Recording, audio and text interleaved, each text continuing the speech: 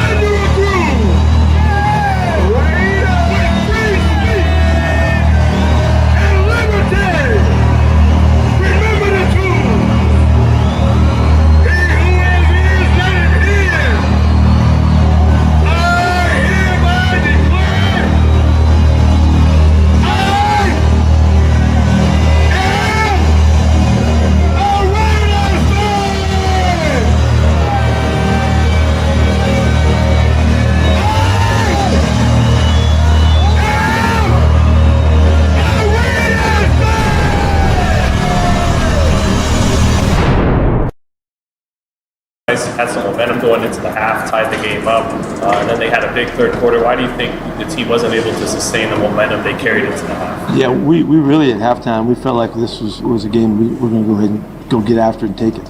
You know, and everybody felt really good about it. The things that we had done in the first half and all, and you know we knew we were kicking the ball to them. They get it first. We got to get off the field and get going. And there's the big toss play. You know, we just screwed it up, and I think we had three guys there that could make the play, and it winds up being a 60-yard touchdown play. You know, that was a back-breaking play in the game, and then we needed to respond, and we didn't have it to respond, and so they get out by a couple scores, and that then falls into their hands. They know how to play with a lead like that. They did a nice job. In a season like this, do you see those seeds planted for future success? Yeah, absolutely, yeah, and that's why it's so hard to take. That we're not able to enjoy the hard work and the changes and the adjustments that we've made, because it's very similar. You know, you're talking, and you watched it. It's very similar to how we're responding together, the way we work, the attitude, the mentality, guys supporting one another. All of that is what it takes to turn the corner and get around. There was a game a few weeks ago. We were 2-5, and I talked about the SC 2-5. You know, it's the same thing. We're in the same place at one point, and we didn't get that game. You know, but that was a time to turn it, and so it just hasn't happened yet, and it feels like it's just right there within our reach, you know, and so maybe it doesn't look like that to you guys, but that's what it feels like, and I can say that because of the mentality of the guys in the locker room, and they continue to lead well, they continue to hang well, they continue to practice well, and respond to the challenges of it. So that part of it is okay. We have to play better. All right, Asylum. That was right after the game on this past Sunday. Not a great game, but I mean, the first half you could say was a competitive game. That's the word I was looking for. It's been a long time. We don't know what that word means. No, it means exactly. I mean, it looked like there was a possibilities of something, but the Raiders. Of something. All right. Well, we're going to talk about that and other stuff, of course, because we have Miss Peggy here in studio, well, in the virtual studio. But first, I want to do something real quick, something real special. Today is a special day. So, Saddam, can you play this video for me? Here we go. This is dedicated to a young little kid. He gets on my nerves a lot, but I still love him. So here we go. Play that video for me, please.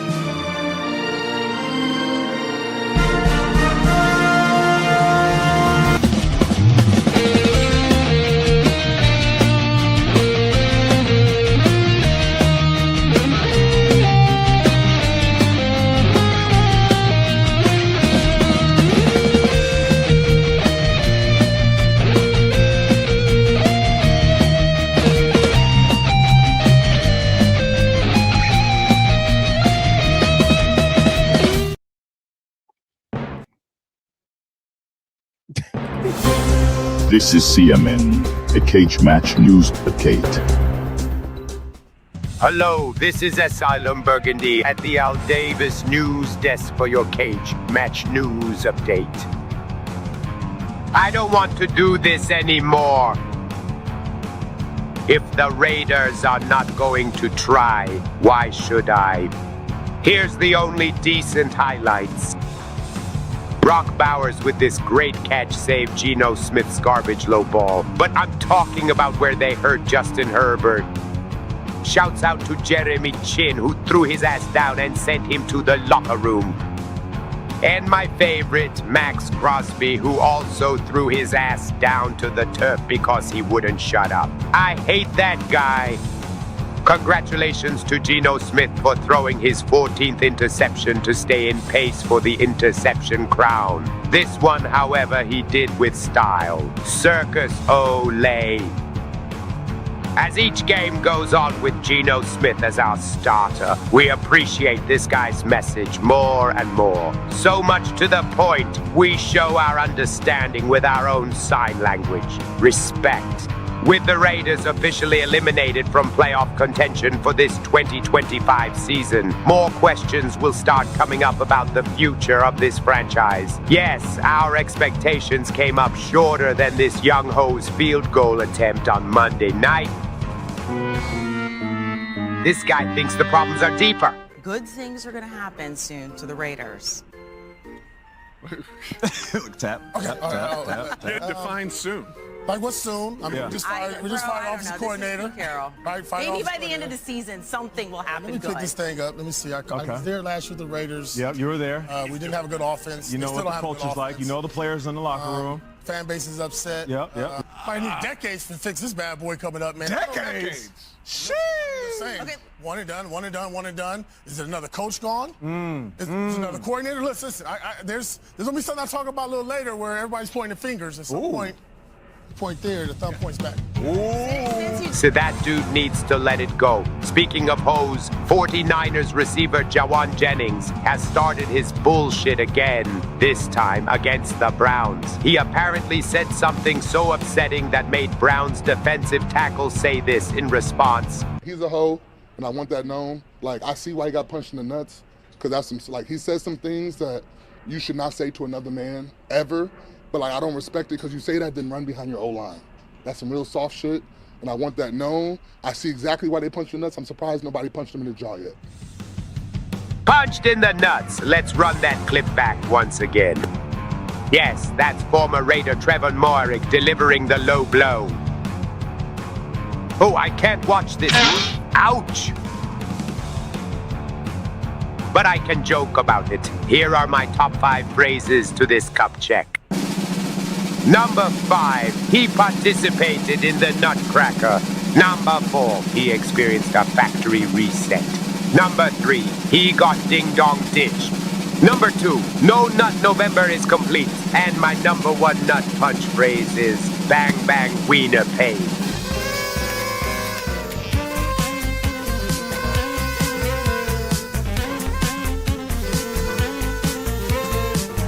All right, everyone, that's our show. Good night.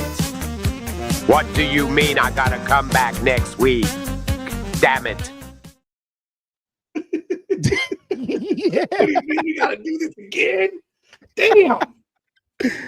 Oh, Silent Burgundy, that guy's crazy. No Nut November is complete. He pulled out the old Letterman top 5. All right. Let's all, the reason why we're all here, Miss Peggy, and you saw in the comments that she put right here. And I wore the hat. Hard Knocks, okay.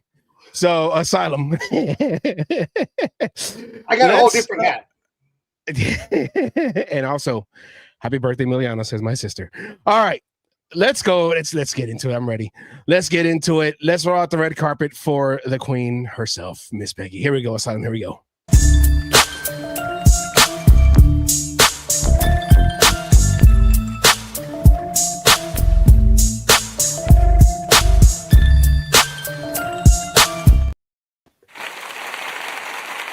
Hello. Hello. Happy birthday to ya. Happy birthday to ya. Happy birthday. Yes. He turned 11. Oh, he was 11 years old. She does it all, ladies and gentlemen. I love it. Well, we are on.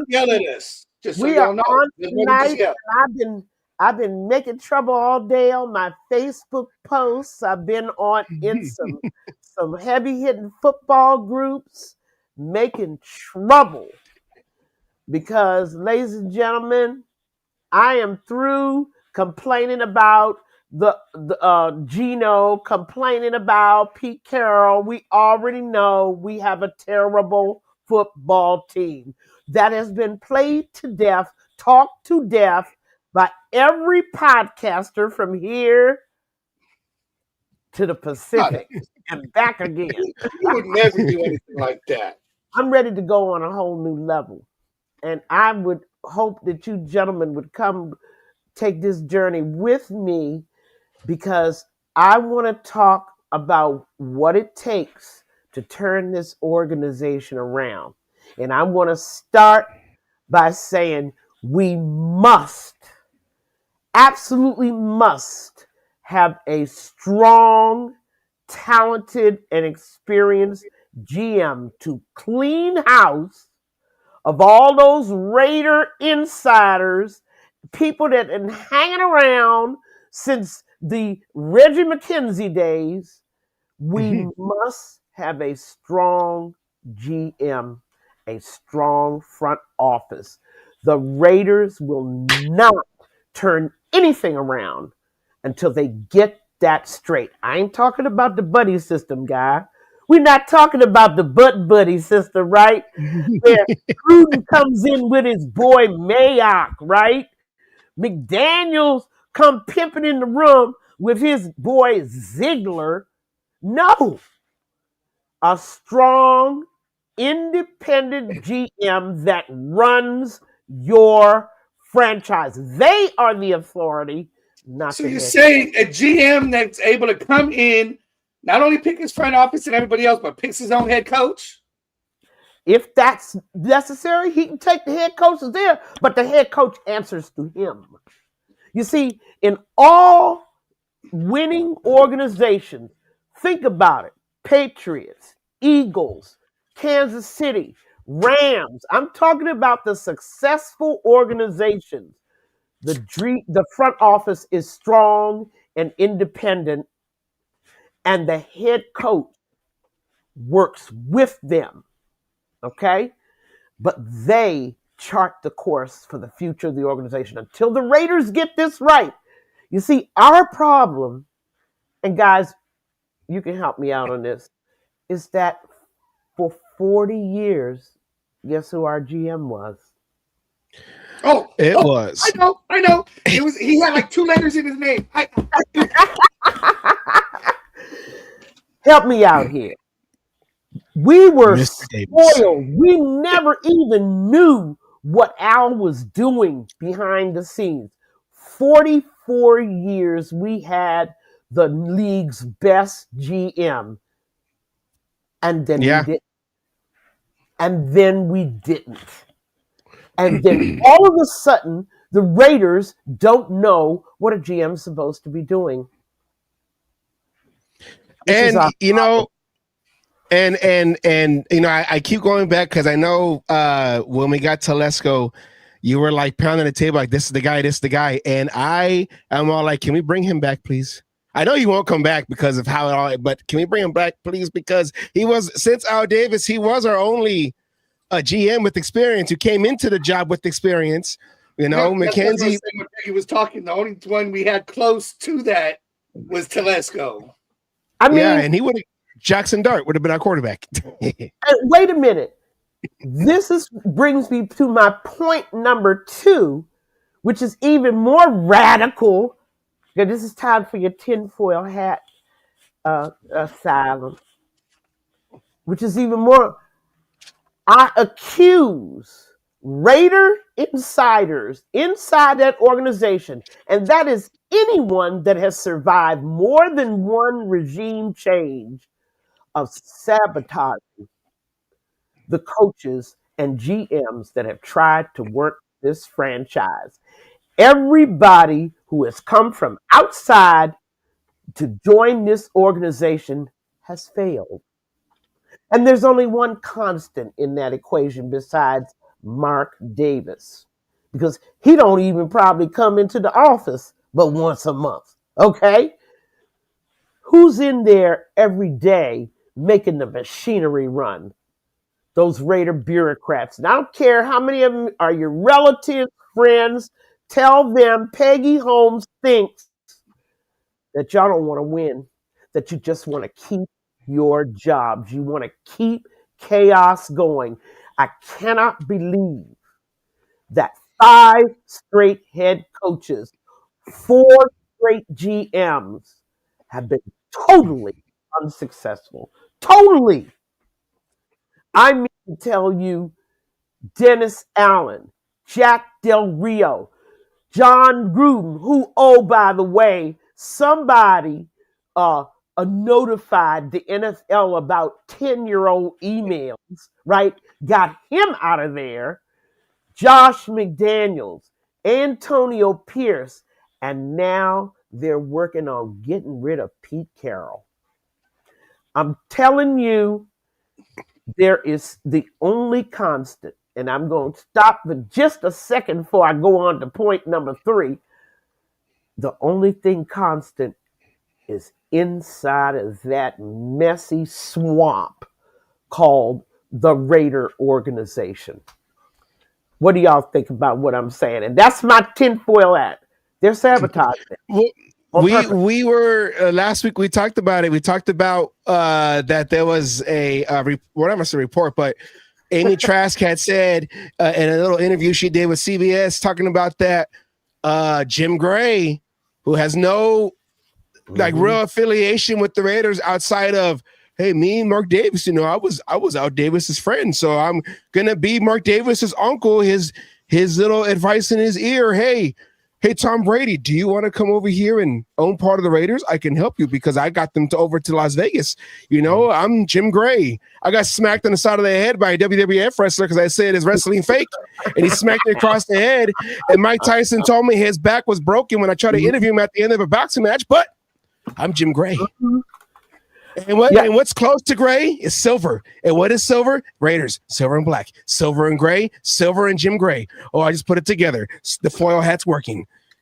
Which is silver. Okay, I'm going to get your hat on, Asylum. I want to hear from you. Oh no, but the point I don't get, and I'm not with what you said, is if your organization is winning, your organization's making more money. So therefore, as your head peoples, you'd be getting more money. So why would you want to do what's going on? Because you're 100% right on that. It seems like, we know that kind of shit has to happen.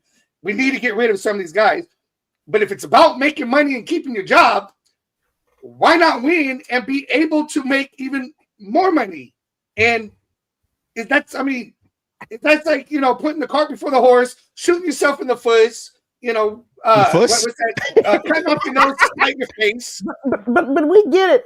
But here's the thing. If I'm a Raider insider and I'm seeing all these coaching changes, every time there's a new coaching changes, about 50 new people flood in, taking this, that, and other position. I'm thinking to myself, I got to save my job. Okay? Well, I got to save my job. There's a theory. So these guys don't hang around very long. But go ahead, Savage. There's a theory, and I'm gonna. This is credited to Raider Fan Radio, not with the S. Raider Fan Radio. Raider Rob Howard. He does his own YouTube and doing it or his own podcast for the last 20 years, and he lives out there in Vegas. And he says he believes that this is a way to try to take the team away from the Davis family, so the NFL, whoever that is, they can control the Raiders, because they know the Raiders are different 31 teams, and then they're the Raiders. Mm-hmm. That they're trying to push out. I mean, and Mark Davis is like 70. I think he just turned 70. So it's not like, but they're trying to pull the team away from Mark Davis so they can have control of it. Then they can do whatever they want with it, because we're all about tradition. And like I said, 31 other teams, and then us, the Raider fans, they already took our Coliseum away, and we got this nice stadium, but they're trying to regulate who, they call it the riffraff.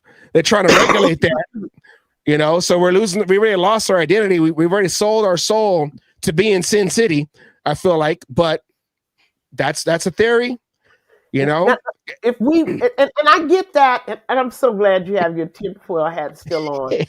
But if that were the case, that to wreck the Raiders, right, to wreck the whole franchise, to make it so bad that somebody wants to buy it, then the Falcons, the Lions, the Cardinals, and a whole bunch of teams. Just because you're doing a bad job as an owner, it's not a reason for the NFL to intervene and say, you must sell your team. But the Browns and the Cardinals and the Lions and all those guys, they didn't have an Al Davis that was always that thorn in the side of the NFL, always trying to poke at the NFL, litigations, all this. Al Davis one reason why, besides running the worst, most dysfunctional, and we're not the worst. Running Las Vegas. Say hello to the Tennessee Titans, fellas. But let me say this. I cannot think that the NFL is going to use as a reason and excuse the Raiders are a dysfunctional team that isn't winning games. Maybe they're setting it up for something dishonest to happen that will give them a reason to force a sale. But at the moment, losing football games, say hello to the 0-16 Lions, losing football games is not a reason to force an owner to sell. It just doesn't happen, because then that would mean 5 or 6 other owners should have been forced to sell long ago. All right? So let's think this through. What I believe is going on is simply that there are people inside the Raider organization that do not want this team to succeed. And Asylum, I just cannot believe Pete Carroll is this bad. He is on course to lose more games than Antonio Pierce. I know that is surprising. I was just talking about how Antonio Pierce's team has been better, but on your theory, and I like the theory you're going with on this. I mean, it is definitely fitting. Let me keep my job, because again, weird. Losing team that's worth billions, so these guys are getting very hefty paychecks on a bad team. But doesn't that come down to Mark Davis needing to open his eyes and realizing? No, he already realizes. See, this was my point number 3. Remember, I said I was going to come back with a third point.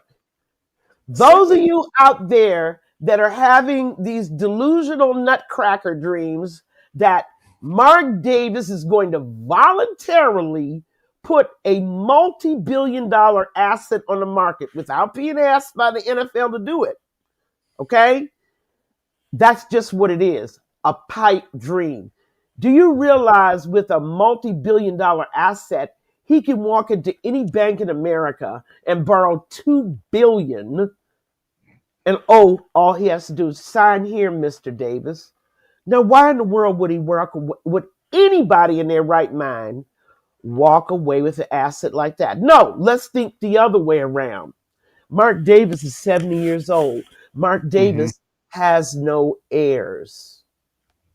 I was just going to say that. Let me just repeat that. And nobody knows what the plan is after Mark Davis, what's going on with the team, or who's going to have control of the team. Wait, but did we confirm that blonde's baby is not Mark Davis? Did we already do the Maury show on that one? We want to make sure. Mark denied that was a while ago. If the baby comes out with a bowl cut, you know it's either his or Gruden's. No, I'm joking. Seriously, let's look deeper into that. The NFL rules. Under the NFL rules, only a family member of the Davises can come forward to inherit his share. And the NFL, and doesn't have to go through NFL approval. If it is a non-family member, then they have to be approved by the NFL. Now, that's an interesting thought about that. The same thing with a sale. Ed Winter, where are you? Even with a sale. Family, though. How far back or how, because, when you try to get time off of work, right? And go to bereavement time off, they only allow it to go so far back, right? Okay, it has to be this, that, or the other. So when we say a family member can step up, how far back of a family can it go? I mean, and that's up to the NFL. That's up to the NFL. My researchers tell me that back in the day where Ralph Wilson died and he did not have any, children to inherit, they allowed his brother, right, to take over, and then the brother sold the team. Mark didn't have a brother. I'm a long lost cousin. And, but he has an uncle, right? Or is his uncle is Al Davis's brother still alive? I'm not sure. I'd be surprised because I think he's older. Speculating. His name is Jerry, I think. Yeah, Jerry. That explains the whole Jerry Jones thing. And Jerry Davis is still.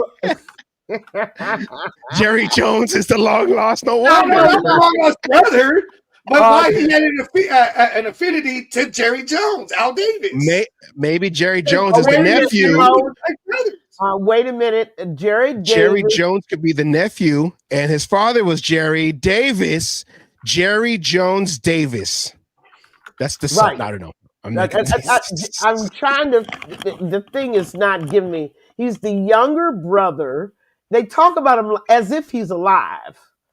He's the younger brother of Al Davis. Now, I'm not sure. Again, I haven't done research, but I do know there's a difference between family and non-family. Mm-hmm. If it's non-family, they have to be approved. If it's family, they don't have to be approved by the rest of the NFL. I'm going to start putting my claim now. I'm going to go find the paperwork. I'm a long-lost cousin. You're a cousin. I'm going to go to 23andMe. You the son of one of Al's love children. And that's what I'm trying to say. But getting back to the football point we're trying to make here, that's your only hope of getting rid of Mark Davis. But then I go to the next question. Wait, I got a quick one though.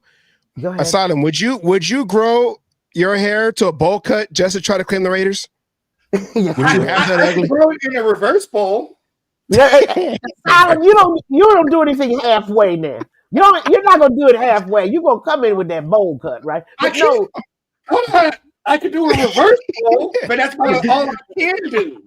I'll throw it out and do the reverse thing. You're gonna have to go to the hair colorist too for a little bit. You know what? You In order you to can't buy spell hair from the reverse. Raiders, I will You can't go spell and get reverse. the transplant done.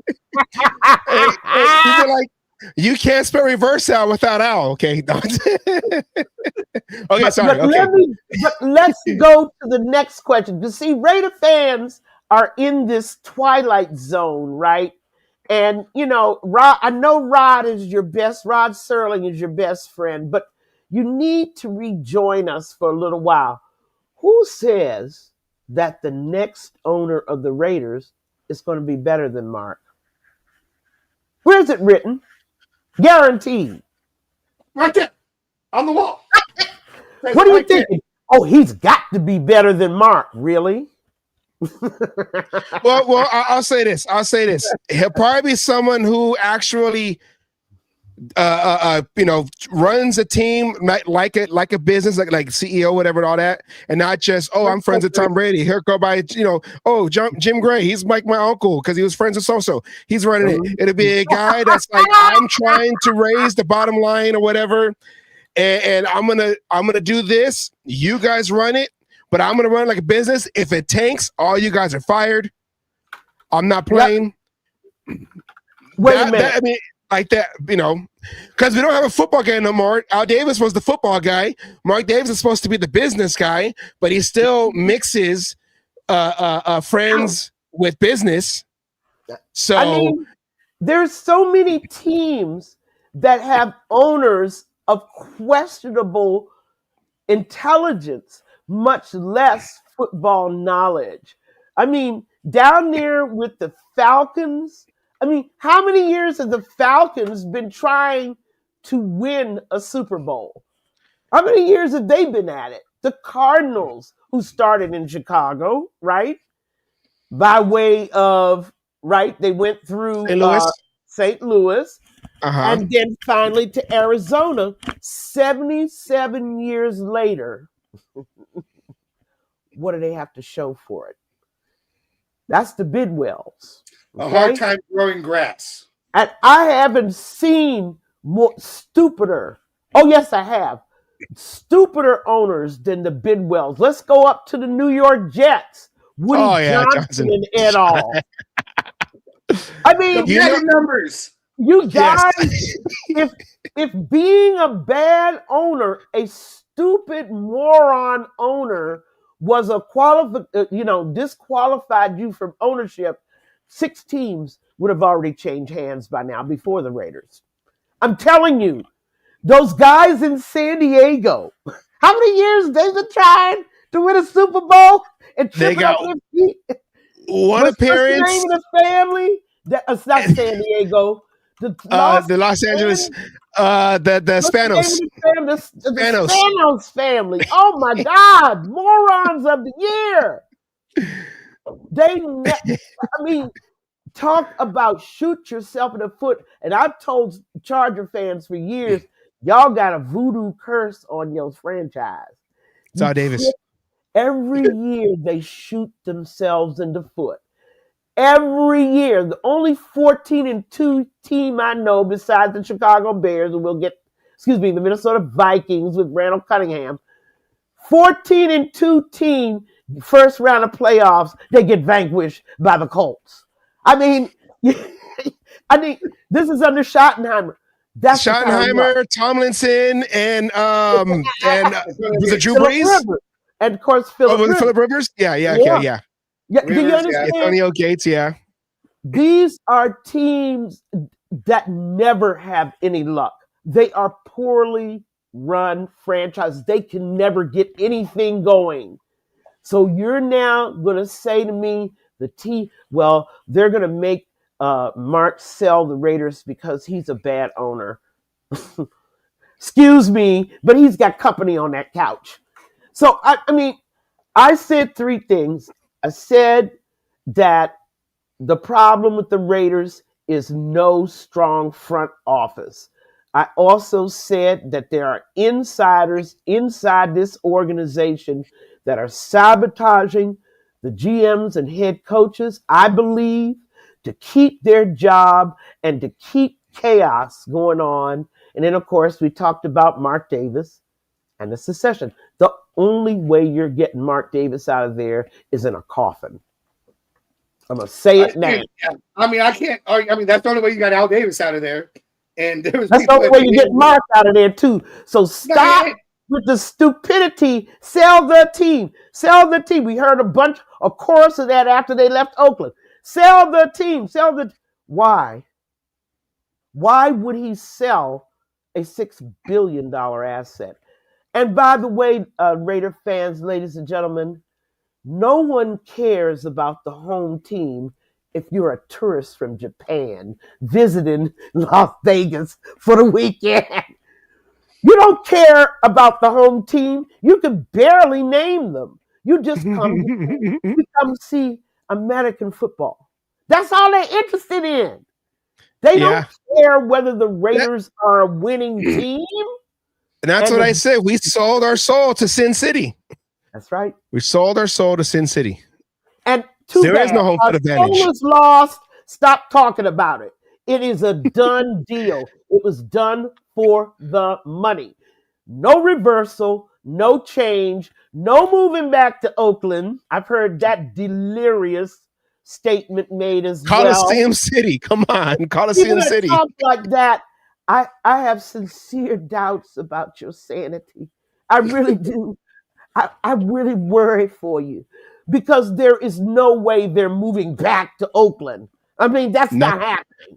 Especially the state it looks like now, because I live in the area. Oh, no. Well, you know, we had here in Washington, D.C., we had an old stadium that was a sister stadium to the Coliseum, RFK Stadium. Okay, originally D.C. Stadium. I mean, they're tearing that stadium down carefully because of the asbestos, but they're going to do the dynamiting early next year, and I will be there crying my eyes out. I love that.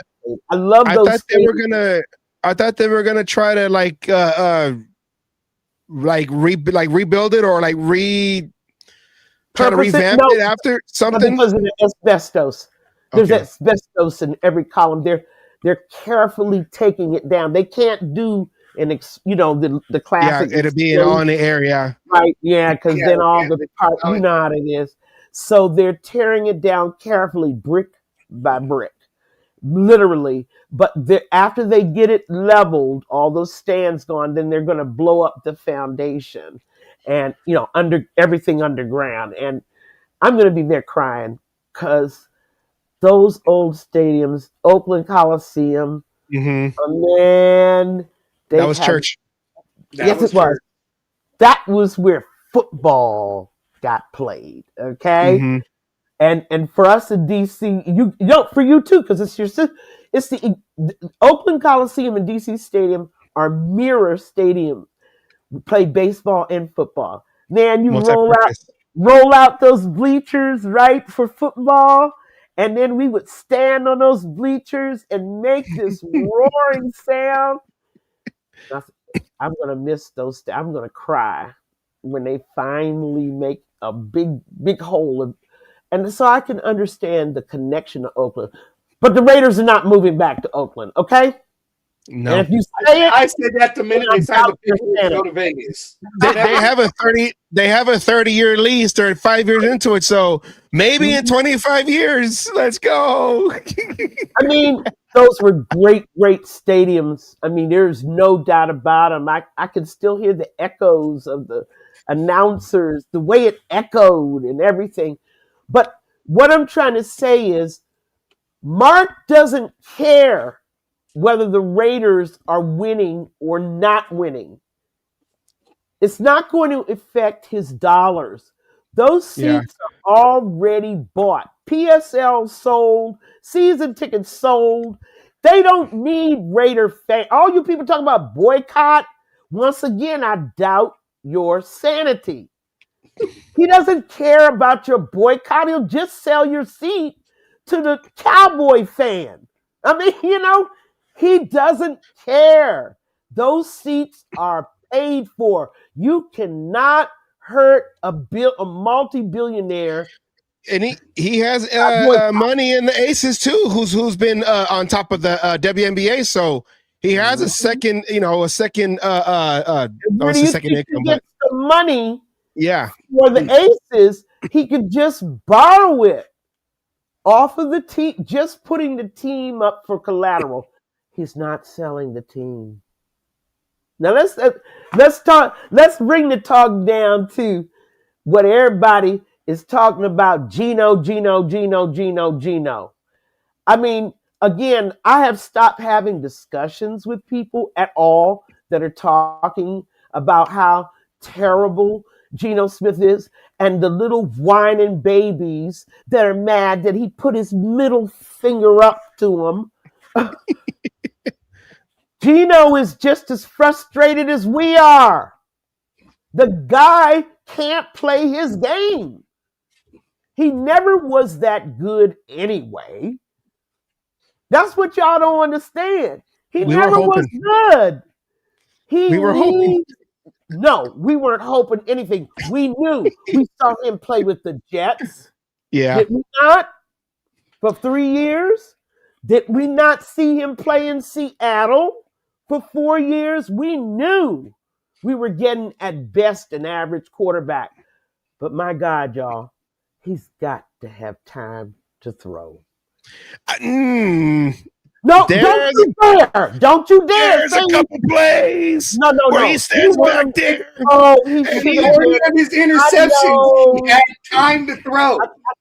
Please He have your stares the conversation. guy down. I'm gonna sit back and listen to it. Where's my Emory board? He stares the guy down. That interception in this game against the Chargers. You had Tucker was wide open down the side. He was going a streak, and he stared down the rookie And you who he threw saw under the all bus. that from your couch in the living room, right? You know that Gino saw him too, right? No, he never looked.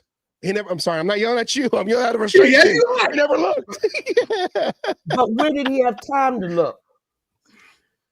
He had time on that play. He never looked that way. He was facing that way the whole time. Receiver, you're saying he had the time to do his second read? He stared the guy down. He was back there for 4 to 5 seconds, which is a good amount of time in the NFL. He never moves around in the pocket. If only Gino could see, we'd be. What would our record be by confidence? Now? What would our record be? How many more games would we have won if Gino hadn't been so blind? Well, Asylum said he goes to the podium with glasses on, so someone needs to go get their LASIK surgery. LASIK, yeah. How many more games do you think we would have won? From your couch, you saw all of this.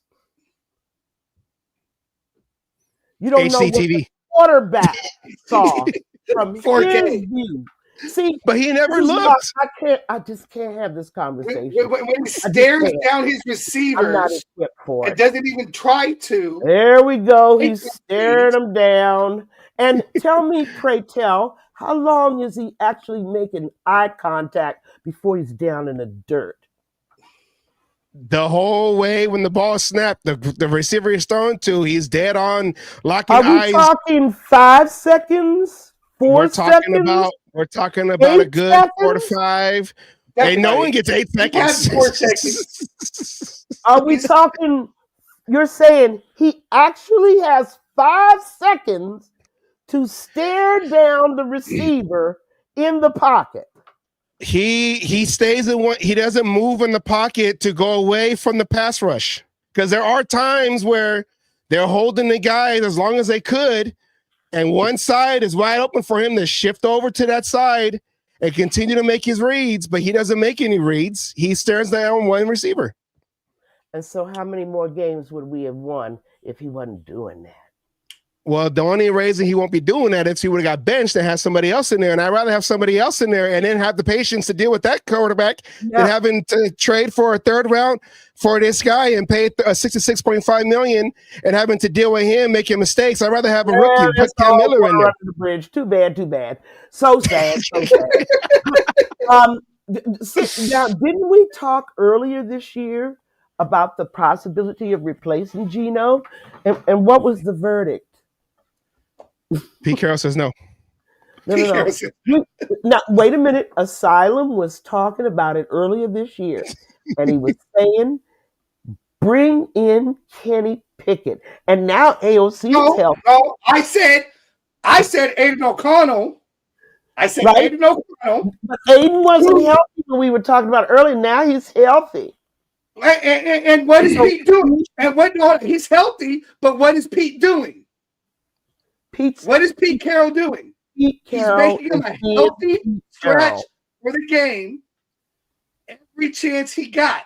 He's keeping Aiden O'Connell away from the sidelines. Mm-hmm. Hello, return of the map. But wait a minute. We talked about this. We talked about this earlier. What about Cam Miller? What about Cam Miller? He hasn't been a scratch, has he? He's been on the practice squad. But now so he's not even on the field. Let me be clear, Savage. I want to be clear about this. A new quarterback is not going to stare down receivers. It's not going to throw interceptions, or at least not too many. And he's going to have plenty of time to make his second and third reads. Keep going. That's not my argument, though. You're saying that my argument is if we're going to be looking at New York Jets Geno, which was his first 2 years, then put in a guy who's in his actual first 2 years and have us go through those growing pains with him, because Geno Smith at 35, 36, 10 years into the league in his fifth franchise, who got $66.5 million for the third round pick that we gave to Seattle. They're over here laughing because they're like, "Oh, take him, go ahead." They're not laughing, by the way. No, they're not laughing. 8-2. But no. I'm saying is, if we got to deal with play like Geno, then I want give me a rookie so I can understand. Geno Smith was supposed to be the bridge, and right now the bridge is falling like 1989, the Bay Bridge earthquake. That's what Geno Smith is Bay Area in it right now in 1989, or Oakland A's versus the Giants game 3 in the World Series. That's how Geno Smith is right now with the Raiders. Do y'all feel better now trashing Geno? Does it make you feel better? Have we won more games? Has something miraculous happened because we're all mad at Geno? Tell me what's different about the Raiders. No, it's not just Geno. Pete Carroll too. Wait. Before we even talk about Pete Carroll, you ain't named one name from them bums that call themselves the offensive line. They are the reason that we're only going to win 2 games. But that also ties in with Pete Carroll, because his son Brendan Carroll, he won't let go. There's no more scapegoats. There's no more scapegoats. Wait a minute. There's no more scapegoats, though. Asking the man to fire his son. Business is business. Yeah. Once you hire him, there is no. And I'd like to ask the audience out there, if anybody this is why I talk about the dysfunction of the Raider organization. Had there been a strong GM in charge, you better bet Brennan would be gone. Gone. Okay.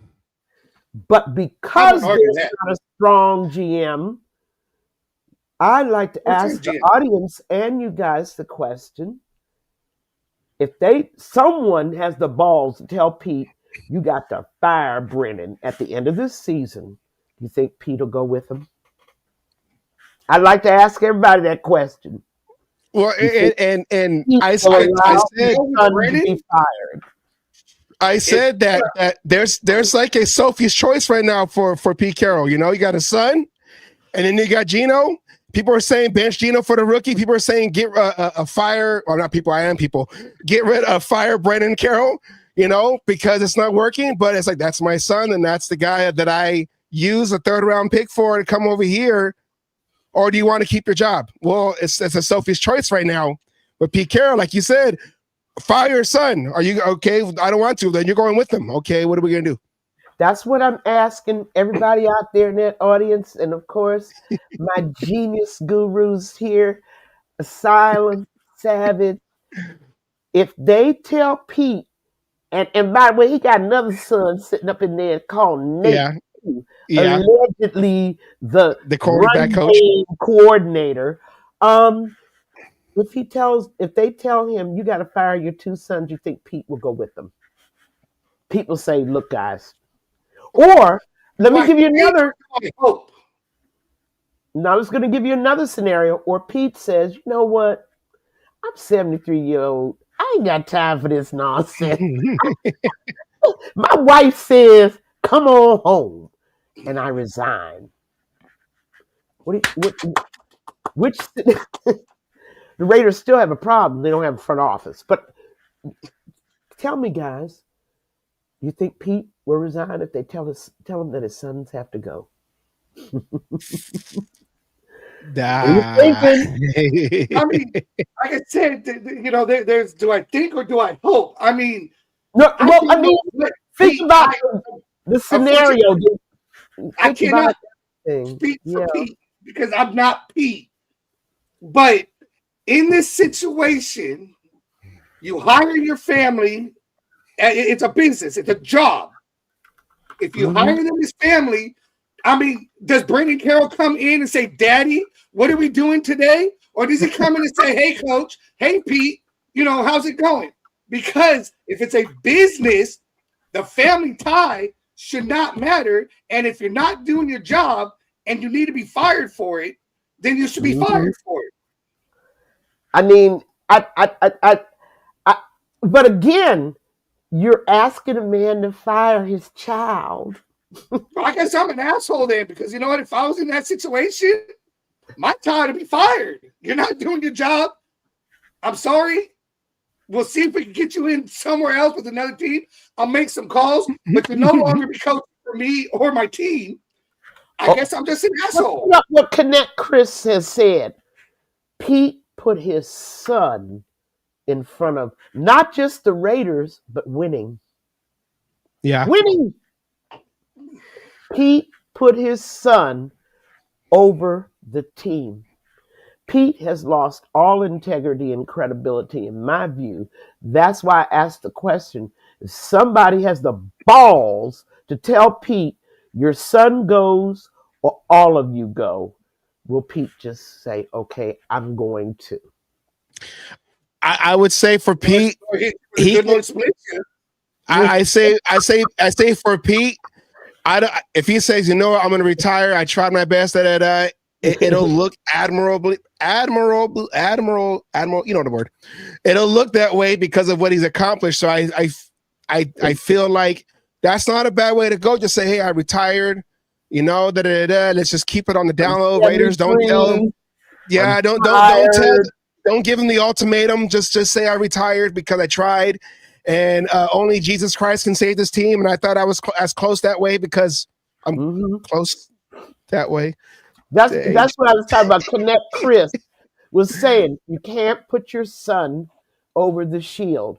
But now even Al Davis wouldn't do that. Right. Yeah. And see, now here's our next question. If Pete does go, and I am not advocating being fired, okay? But his son got to go. What I'm saying to you is the Raiders still have a problem. And the problem is they got a weak sister in the front office with 1 year GM experience. Not even a full year yet. Who's going to hire the next head coach? Now, a normal organization. Tom Brady. But wasn't Pete Carroll a Tom Brady choice?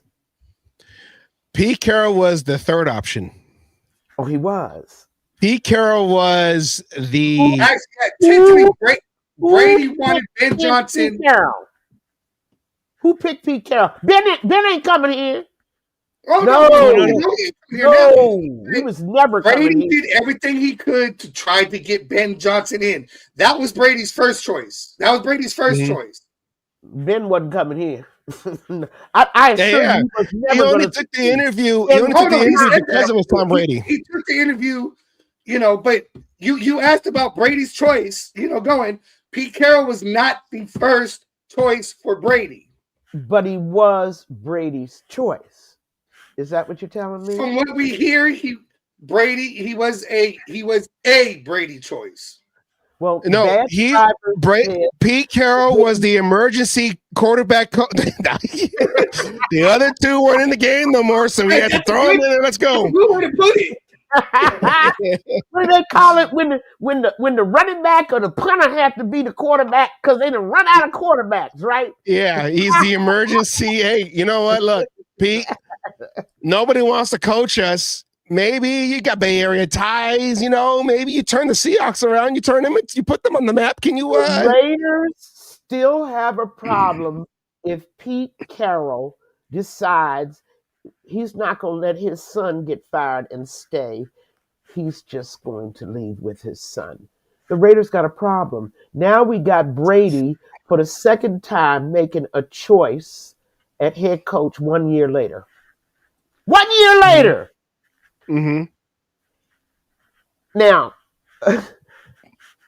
I can't even begin to think where we would go. Savage, didn't you have a list of possible head coaching candidates? I have. These are first time. Right. These are your first time. Like they haven't been head coaches, but these are like the short list of names that can be circulated once the season's over and the search is on for any team that loses. And these are guys that have never been head coaches before. Yes. The insiders. Do you want the veteran coach? No, the insiders will eat them alive. Go ahead. Here's the. You know what I told you about the insiders? Yeah. These are your veteran coaches: Mike McCarthy, Brian Flores, Leslie Frazier, Vance Joseph, Matt Nagy, Robert Saleh, Arthur Smith, Steve Spagnuolo, coming from the Chiefs, Cliff Kingsbury, which he's probably going to try to pick and choose whoever.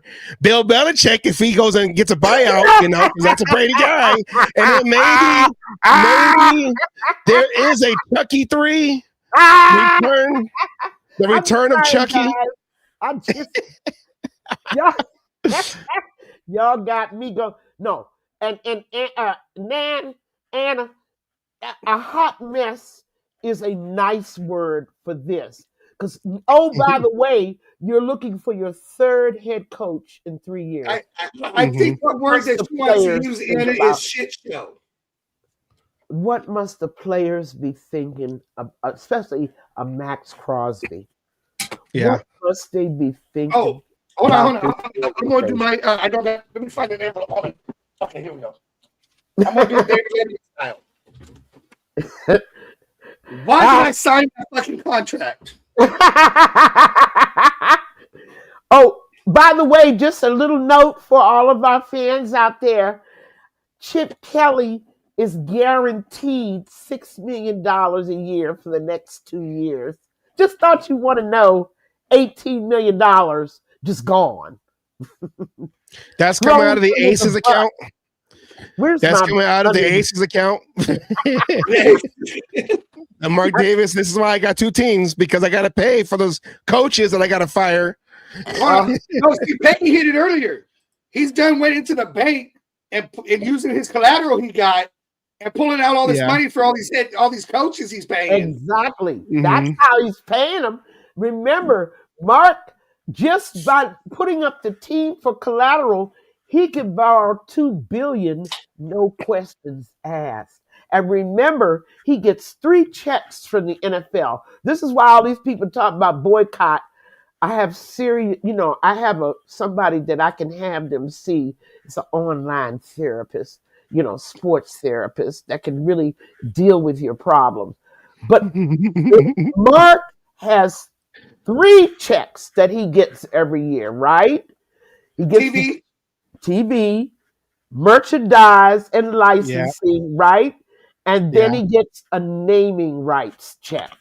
There's 3 checks. Those checks by themselves are $2 billion for each owner. Do you understand? He don't need your money. He don't need your $1,000. The Japanese tourists gonna buy the ticket that you refuse to buy, right? So let's not talk about hurting him in the pocketbook. That's not going to happen.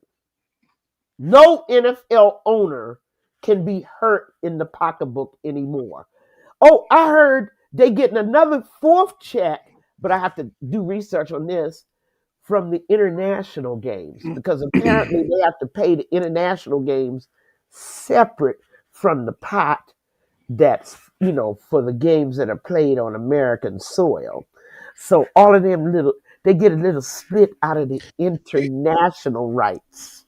You know what's sad is the owners get all this money, but the NFL still can't do some kind of health care for the legends of the game. They have to do that on their own.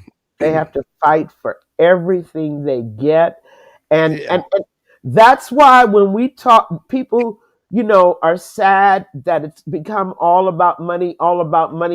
But let's face it, the great Paul Tagliabue, who passed away this year, that was the commissioner that took the NFL from infancy with Pete Rozelle to Roger Goodell. That he was the one that taught the owners how to monetize their investment. Hey guys, you're the NFL. You can make all this money, and here's how. That's what Paul Tagliabue did for them. And Goodell actually made it happen. Okay? These are the things that people have to remember when they start talking about making Mark pay. That's a good one. I love that. Let's face it, they getting paid big. They don't care whether they have a winning. Some owners do. They honestly care. Like the Hunts down in Kansas City, they care about winning. With the Rams, they care about winning. They have a dynamic front office. Eagles. I had said last week. I said I wish Mark Davis was like Jim Irsay's daughter out there in the field with a headset. She has no history. She done made a few statements and everybody's hailing her as a hero. That girl I'd rather got no see Mark history. Davis down there than up in his booth laughing it up with the people who performed at halftime. Somebody laughing it up and then turn around and be like, how come I don't have any Raider fans in my stadium? Are you up there having a good time up there with your money? Mark doesn't care whether there's. Why haven't y'all grasped that? Hot blonde, sideline, hot blonde, I'm gonna choose a hot blonde too. That's right. That's right. He don't care. He chose John Gruden. He was the sexiest man back in the 90s. He doesn't care if 70% of the people sitting in that stadium aren't cheering for the Raiders. He does not care. Because why? They're paid for. The seats are paid for. He's already made his money. Stop it. Stop it. Stop trying to make him care. He doesn't. Period. End of point. Explanation point. What we do, don't we? Yeah. That's why we're sitting here on these shows running our mouths, right? Because we do care. But the two things I ain't gonna waste my time on: A, telling Mark to sell; B, Pete Carroll and Geno Smith; and C, boycotting the Raiders. Y'all need to see a professional if you think Mark gives a damn about any of that. All right, everyone. My hours are Monday through Friday, 9 to 5. If you need. I don't trust you because you're a Raider fan too. We're all in this together. We're all lunatics. I mean, some of us crazy than the others. I've got a few tattoos that kind of make things a little hard if I ever wanted to switch teams. That's right. But only one of us can get on the couch at the same time, right? So you would have to make your hours after mine. I'm first. But seriously, Mark, why would he care? But that's our problem as a fan base. We have an owner that just isn't interested in winning football. But if he does want to win, he needs to listen. He needs a strong GM, and I'm out of time. I'm over time. He needs somebody strong in that front office who is going to take charge. And if Pete doesn't like it, he can go. Bye-bye. But the successful winning organizations, I think of that boy Howie with the Eagles. Think about it. They have strong front offices. And the front office, why are they most important? Because they put the talent on the field. Mm-hmm. They put the right people in the right positions. That's correct. And if you don't have an office that can do that, like the Raiders don't, it doesn't matter who your coach is, right? We've already seen that. Yeah, we've already seen that. Next time I come on, I'm gonna bring my little Chip Kelly getting thrown up under the bus. I gotta bring my picture. I'm a Raider Savage. I'm gonna send you my Pete Kelly getting thrown up under the bus picture. It's an artwork. You gotta. At this point, it doesn't matter who they fire now, right? The season's over. Oh. Pete held out just long enough so it wouldn't matter whether his son left or not. And that's why I asked the question. But anyway, gotta run, y'all. I'll see y'all soon, in 2 weeks. And we're gonna talk about graphics and free agent market. We're gonna greedily go down our free agent list to see who we're not gonna get. We don't spend money anyway, so. Hey guys, see you soon. Bye. All right, bye. That's not me, that's you.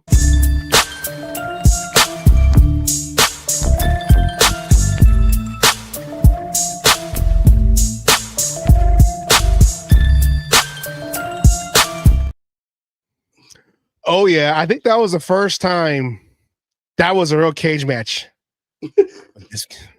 All of us just trying to say what we were wanting to say, and she came up the top rope. Be damned. It only took me 2 years to get the courage to be like, no, he sucks. Geno Smith sucks. It took you 2 years to get the courage to say, concussion be damned. Man, the powers of the CTE is not real. Okay, Asylum. All right. Okay. Now, we heard, and I was just trying to set this up because I do have some game film. And it's just that I have some on the rookie, because the rookie guard Caleb Rogers did make an appearance in this game. So I want to see. I was going to say that too, and I said blame Gino. I was going to. He said it was okay. Yeah, he said it was okay. He said it was okay. He said whatever goes wrong in your life, just blame me. So yeah. So I just got fired from my job. It's Geno Smith's fault. Yeah. He's the reason I got lazy and decided I didn't want to fucking do my job. Yeah. That's I mean it's just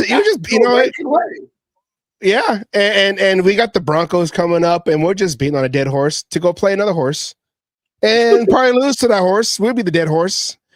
I got a Broncos fan at work who's kind of nervous and scared about this game. Don't be. He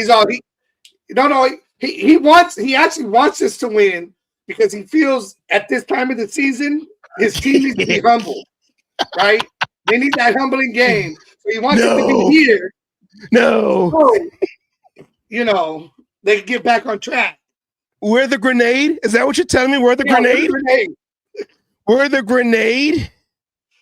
We're the Make-A-Wish found. No, let the Raiders win. Because it'll help. If we do this for the Raiders, it'll heal our soul. Didn't we have that the last time with the Broncos? They tried to give us the win and we couldn't do it? Yes, that was a Thursday night game. That was just recently, and that was. They tried to make a wish, and it didn't work. That's like when you're trying to give money to that stubborn family member, older than you. No, just take the money. I don't know. I don't want to. Okay, just look. I have the extra money. Just take the money. I don't want to take the money. It's your money. Okay, I'm good. You're not. So that was the Broncos Raiders. Okay, you have history. I know we do too, but our history is recent. You're just ancient. We're trying to help you out. Take one win. I don't want to take the win. Take the one win. I don't want to take the win. Take it. Here we go. Field goal. Put it there. We got you in field goal range, miss. I don't want to. That's sad. That we're the lose to the Raiders so you can humble yourself because we're trying to keep this AFC West going. We're the Broncos, the Chargers are right on our tail, so we got to make sure that we keep the West. The Chiefs, whatever, they're over there. I'm getting tired. I'm looking at the Chiefs record. It's not going to happen to us because we already got 9 losses. But if the Chiefs lose this next upcoming game, whoever they're playing, are all the fans going to be like 6-7, 6-7? I can't believe I did that. We should do that. But it's not okay. Get off track here, okay? We did it. We gotta be serious. Okay? We gotta be real broadcasters. We're doing a post-game show 4 days later. Okay, so now look.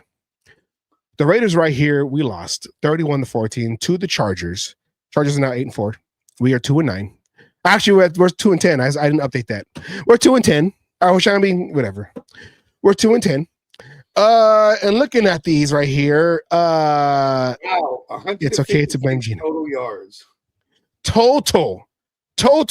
Not 156 rushing, not 156 passing, though most of it came in passing, but total. And they got 341 total, 125 to 149 in favor of the Chargers. That's the passing yards. 31 yards for the Raiders rushing. They had 192. That was all with the Herbert. Herbert. Herbert. Hebert. 3.4 yards per play to their 5.1. That's, of course, in favor of the Chargers. 22 first downs to 12 in favor of the Chargers. 12 out of 17 third down chances to our 2 and 8. Fourth down efficient. But the sad part is we only had 8. 8, yeah. 8 chances. That's it. That means we weren't moving the ball for shit. Not even the fact that we only got 2 of them. They had 17 chances to convert a third down into new downs, and we had 8. So that tells me we only had the ball 8 times. For the most part, yeah. It's sad. And this is with the new offense too. With a new offense, on the verge of pathetic. Yeah. It's this. This is our reality. This is what it is. It's sad. We had total plays 67-46. That is the Chargers. 3 sacks to 5 sacks. We gave up 5, but we did get 3. They only punted twice. We punted 4 times. It wasn't 10. It wasn't what? It wasn't 10. Oh yeah, it wasn't 10. We had new offensive coordinator. We took half it off. Okay, half it off. I mean, it was just a sad game. It was a sad game.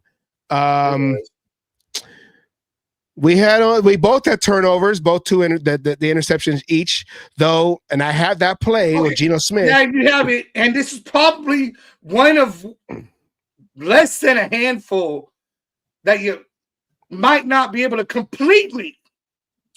It was thrown behind the receiver still. The receiver was laying it out of bounds, but it wasn't completely on Geno Smith. Only about 70% of it. The interception? Yeah. Oh, no. I'm going to give it all. That's what. Hold on. Let me stop. Pause. I'm going to put all the blame. I'm going to give it all to Geno. Put all the blame to Geno Smith because, and I'm not going to do it yet because we're getting ahead of ourselves. I'm setting it all up right now. No. I'm still setting it up. I was trying to because we got to talk about fantasy later. Anyways. Fantasy. Gino. You know what, Kay? The negativity. We're Raider fans, Kay. We don't believe in negativity. We live in negativity, but we don't believe in it. So, I mean, but see, hold on. So you got me all over the place. I'm trying to put stuff together. Okay, we're here. We're now. Okay, now look. Also, we are now 1-7 in our second home. We are 1-7 in our second home. And that's sad. Yeah, you know what's crazy? And you brought this up last when we were doing the Friday show, because you brought up wasn't there a thunderstorm that happened that delayed the game? Ever since that thunderstorm, we haven't won a game. No. It was lightning. Oh yeah, the lightning. Yeah, we haven't won a game since over there at SoFi Stadium. So 1-7. Of course, most of that is from the Chargers. We did play the 2 games versus the Rams, but we're supposed to own LA. We were the first team. We can't say we're the only team now because the Rams won, but we were the first team to deliver a Super Bowl to LA. And now we can't win a game there. So I don't know. Asylum. Input. Okay. There we go. And we went into halftime 7-7. It was 7-7. Though we didn't look all that great, the defense, which we've been saying, has been the side of the ball that's been at least keeping this team as best as they could, because they do get tired, as best as they could to keep this team. I mean, and this game proved it. I mean, this game proved how it's been going with the whole fact of going into halftime 7-7. Yeah. And then you look at the final score. 31-10, 17. I don't even remember what the fuck was scored. 14. You got over the 10 mark. So, that means the first half of the game, 7-7. And I'm not talking about the drink. I could have used a lot of those. But then you come back for the second half of the game, and then we score one more touchdown and allow them to put up a shit ton of points. That's because the defense spent a lot of time on the field getting tired. Mm-hmm. Yeah. I mean, that's just fucking crazy. That's just been the story of this season, and the story of last season too, where the defense has been, constantly trying to find ways to get this to get the ball back to the offense, and they just squander the opportunity away. Patrick Graham's not the problem. Patrick Graham is not the problem, even though people keep seeing the stats, and I know stats. Again, okay, we said it about the offense. We had the proof, and we know for the fact, because you hear a lot of the professionals, okay, talking about the hybrid defense.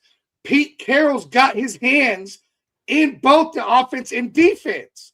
We've heard the stories about the offense and how teams are going back to 2023 and watching film in order to game plan for the Raiders. 2015. No, I talking about the defense. That was the last time. Yeah. Pete Carroll coached, who happened to be with Geno Smith. And he's trying to run the same offense with Chip Kelly as your offensive coordinator. Now you put Patrick Graham in there, and yes, the numbers are deceiving in the aspect, but again, it's Pete Carroll's hand in there, and they're talking about the hybrid defense of Carroll and Graham. Yeah. Because they say that the defense that they're running now is not the aggressive defense that Patrick Graham would run, because they're trying to put blend the two philosophies together. And you're trying to blend two philosophies with on the defensive side, your only veteran group of the defense is the defensive line. Your cornerbacks are new or young, and your linebackers are all new, trying to figure out, and everyone's trying to figure out Devin White, which I know a lot of folks have been on him about quitting in the middle of the game, in the middle of plays, but even he said we're all trying to figure out what we're supposed to do, which is not a good thing to hear. And what are we, week 14, going into week 14 now? Going to week 14 now. So I mean, but again, why is he saying that? Because we know how Patrick Graham is, right? Mm-hmm. Patrick Graham, in the past, we can't use this season, but in the past, with 2 different head coaches, right? Okay, he's had that defense clicking. Yeah. When he gets to run the defense he wants and has the players that he wants, because we know that secondary is all Pete Carroll. Mm-hmm. Not players that fit Patrick Graham's scheme. It's players that fit Pete Carroll's scheme because he believes he can bring in the Legion of Boom 2.0. He did it once, so why can't we do it again? Well, he brought in a running back who's supposed to be Marshawn Lynch 2.0 and decides he wants to throw the fucking ball 40 times a game because Geno Smith, his baby boy, his pride and joy, can't do it.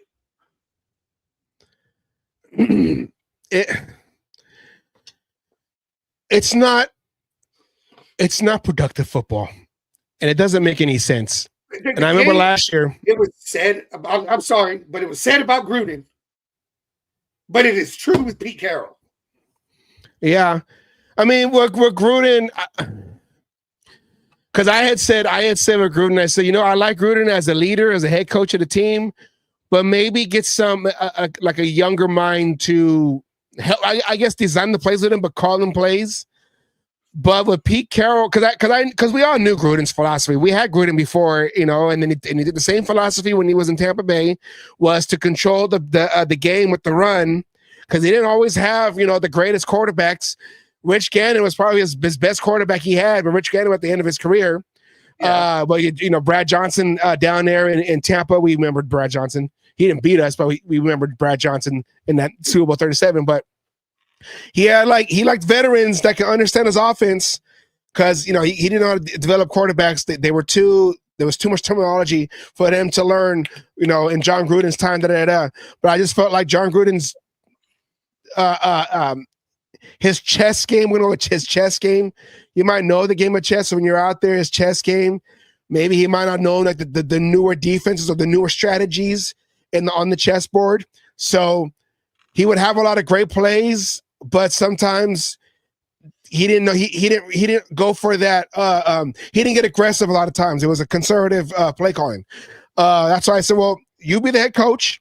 And of course you can have your hands in the, whatever, but let a young guy who's not afraid to make the, that aggressive play call, whatever, to call that play to whatever. But Pete Carroll, same thing with Getsy last year. I'm not saying Pete Carroll is the offensive coordinator because he's defense, but if he's the one that was, I don't know who was undermining, because I said that I felt like Chip Kelly was sabotaging Pete Carroll, but if Pete Carroll was sabotaging Chip Kelly's playbook and how Chip Kelly runs his plays, we never knew what the offensive philosophy was. Like you said, we got a in the first round, 6 overall pick running back, and we seen him when you say he's like that guy. Well, he's gonna just wear out the defense. We don't see him. You got a guy who has 15 interceptions, 14 interceptions. You put the game on him. Well, that's not him. You put the game. Where is he at? That's a good guy. And he had a hell of a catch. He really made Geno Smith look good on that second touchdown. If it wasn't for him, we wouldn't have had that second touchdown. Yeah, and you're trying to put the game on Geno Smith, knowing your offensive line, Brandon Carroll, is not that great, and it just doesn't make sense. Or even when the offensive line does its job, Geno Smith is still. I know Peggy was all over, in what she was trying to say, But like you were trying to say, with a rookie quarterback, we do expect those kind of mistakes. With a veteran quarterback, somebody who's been in the league long enough, who's been with this head coach and should understand everything Pete Carroll says when nobody else is understanding what Pete Carroll says, these mistakes that he's making are not the mistakes we should be seeing. Yeah. He's making rookie mistakes with veteran experience. Yeah. But hey, he says on the podium every time, I just got to get better. You ain't got time to get better, okay? You ain't got time to get. You should have been better. The product you're putting out there should have been better. And I'm not saying that the offensive line is okay, because Derek Carr had a bad offensive line. Derek Carr found ways to make plays because Derek Carr moved around in the pocket. Geno Smith don't move around in the pocket. He don't move around in the pocket. Derek Carr, like you said, found ways to make those plays, whether it was his legs, whether it was whatever needed to be done. You know, doing the scans, not staring down his receivers. Derek Carr got more heat for trying to win a game than Geno Smith gets for fucking playing like garbage. All right, let's do it. Let's do it. You know what? I saw them. I want you to play. You just said it right there. The keyword right there. Nothing but garbage. I need you to play that intro, please. Nothing but garbage. Here we go. Oh, I got a freaking. I got it. Ready? I got it. Yes. You are nothing but garbage, yeah. Nothing but garbage. And I climb in the garbage can because comparatively speaking, you are nothing but garbage. Oh, yes, Telestrator time. And I need some NFL music. Oh, yeah, let the bells ring. Let the bells ring. Because they say, oh, he don't got no time in the pocket. So then Geno Smith must be used to having his bells rung. So here's the fitting song for that. Well, I like Peggy. I'm just saying, she said he had no time. But if you're about to show time, next time. There we go. For next year. Now, we know this play, okay? This was the interception game. So we're going to play the broadcast version. So we all saw. So here's Geno Smith in the end zone. I never saw him turn his head. Oh, that was a great play. That was a great defensive play. Two guys, tip drill. That seems to be Geno Smith's the tip, okay? Always the tip. Geno Smith gets messed up always with the tip. Okay. Now, let's look at it right here, okay? Now, Asylum, I'm going to need... Actually, put that down real quick. Okay. Whoa, wait, what's up? Okay, John Leone. Okay, all right. John Leone. This is my argument right here, okay? This is Mr. Tucker. Mr. Trey Tucker, okay? That's a pretty now, you nice... only have... My circleage, I know. Yes, my circleage is on point. All right. You only really have two receivers running routes, and that's been the issue all year. And hold on, who's the other guy here? Is that Bowers? Bowers is, I believe, is right here. That's what I was circling. Yeah, my so demonstrator don't work. One, yeah. Bowers is right here, so we're gonna put a B for Bowers. This is the rookie over here, number 2. The rookie's right here. That's your Thornton, and then you have your Trey. So I guess he'd be 3. I don't know, whatever. Okay. Now, let's look at this, okay? We're gonna go. Okay, now look. Bowers comes in. The minute he touches the ball, his head is only looking in one direction. And right now, the pocket isn't even quote unquote collapsed. It hasn't even collapsed. Okay. Now you could have won here. That looks like Genty. You could have won here. Well, actually, no. There's 2 guys here. They were looking for him. So don't go there. Don't go there. Okay. Don't go there. But you could have went to Genty here. This is your escape valve. That's what they call it. Escape valve. Okay. Escape valve. And there was plenty of time to at least look right here. Yeah. Right? You could have at least went 1-2. Could have at least went 1-2. You could have won like this, whatever you want to do, but at least show. It's like when you're doing a driving test and the instructor's all like, before you leave the stop sign, look left, look right, look left, then go. Okay? Stoplight. I don't care if your light's green, someone can run it, look left, look right, look left, and go. Okay? You had that much time. But he throws it because he only had his, I only have my eyes on you. Right there, okay? Intercepted, okay? Now look. Offensive line. Yeah, you've been on the fire a lot. Pete Carroll on the fire a lot. Okay. Not fired, but under fire. Let's look at it right here, okay, Salim? You have, this is a DJ Glaze, who's been having an up and down year. Okay, this is not the rookie. This is Antonio Mafi. Okay, not the rookie. You got Kappa playing center. All right. You got the revolving door, which is Parham. And then you have Foresight, which I like Foresight, you know. I like Foresight. He had a bad game.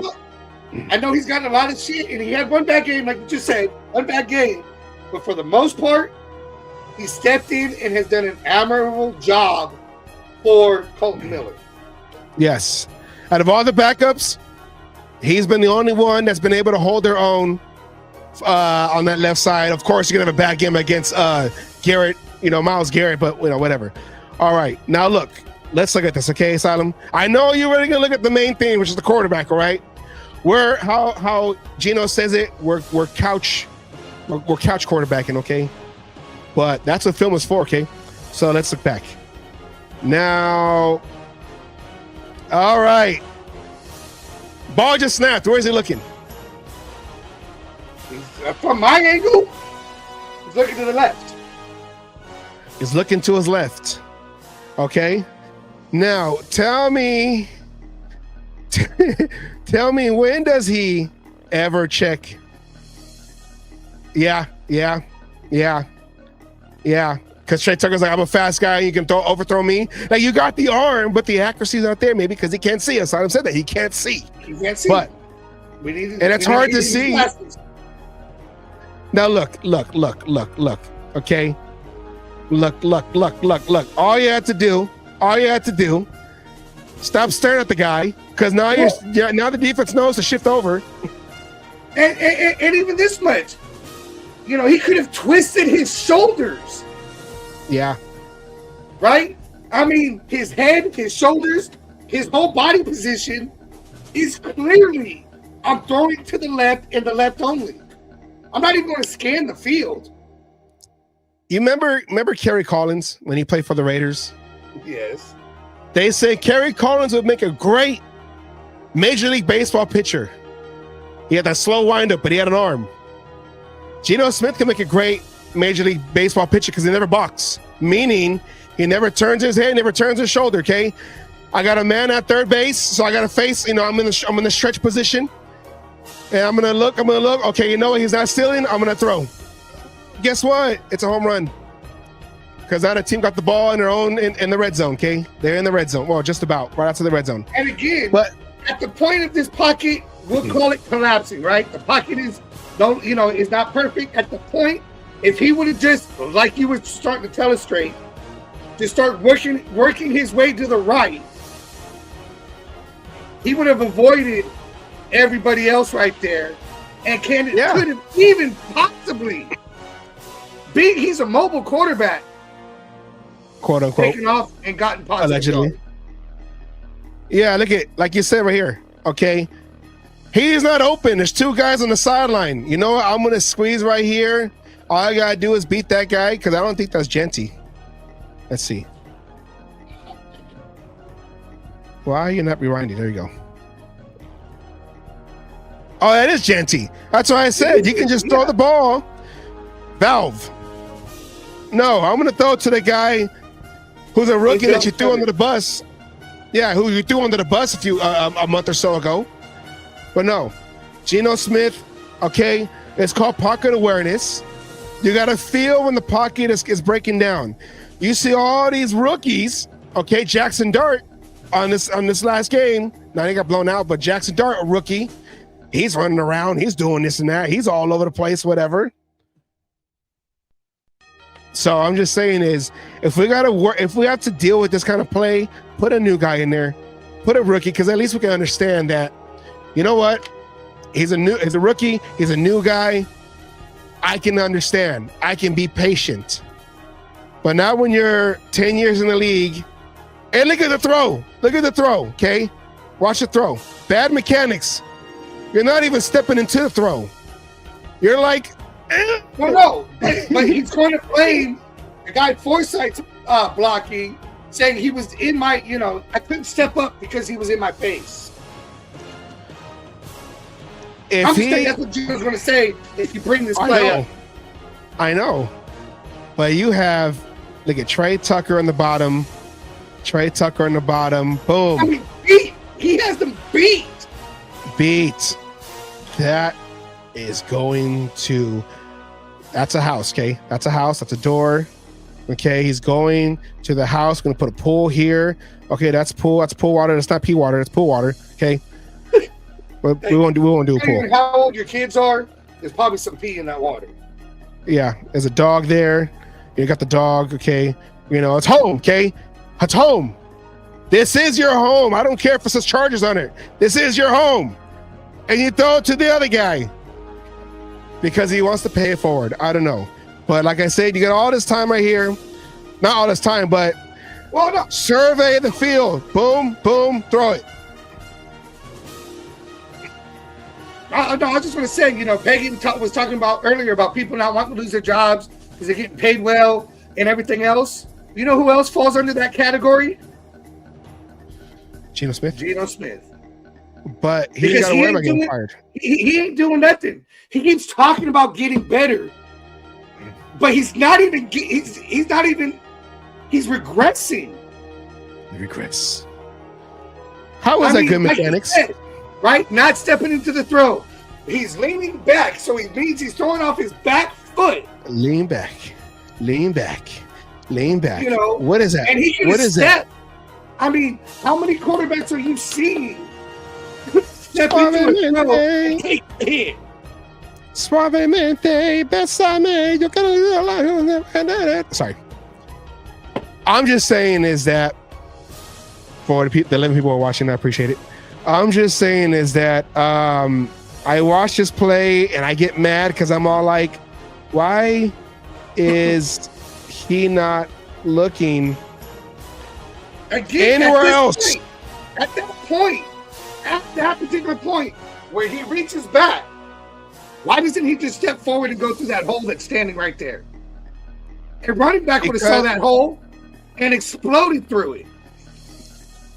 Because Geno Smith, his confidence is shot. He has He's a mobile quarterback, though. I know. But what I was saying is, and take them. What I'm saying is, and I noticed this, especially in the last few games, each game we go along, he makes it more obvious because his confidence, he's shot. He hesitates on any decision he makes because you see the hole open.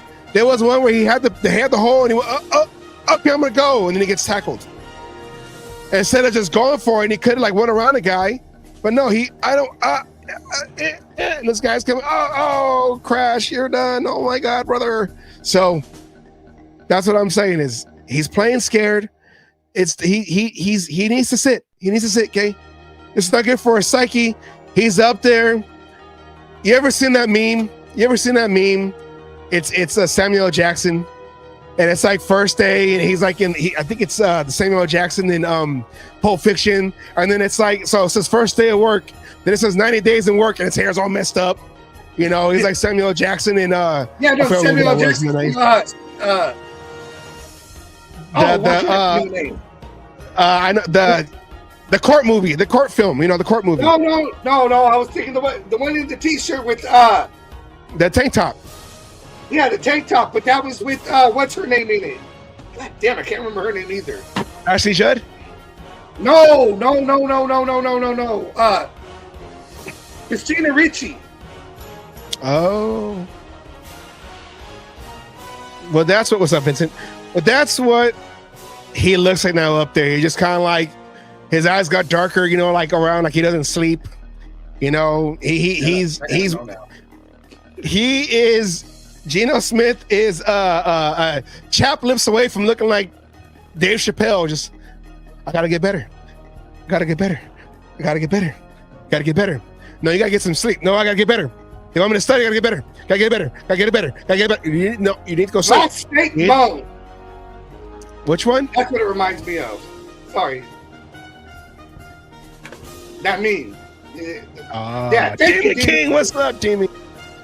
Hey, we got to get Demon King on, and we got to talk about eventually, as we go into the off season. All right, that is your You Ain't Nothing But Garbage segment. Geno Smith, you are nothing but garbage. This place, hold on. Oh yeah, that's perfect. The song ended on time. All right, Asylum. Okay. Now, other controversy-ish, I guess you can say, was the play of the offensive line.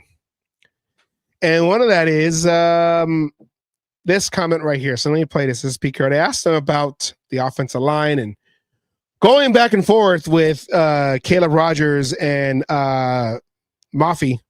So here's what we got to say right here. Pete, just wanted to alternated between Caleb Rogers and Mafi throughout the game. Just what was the reason behind the alternation between the two guards? Because that's about where it came out competing-wise. In practice, that they both deserve to have a shot.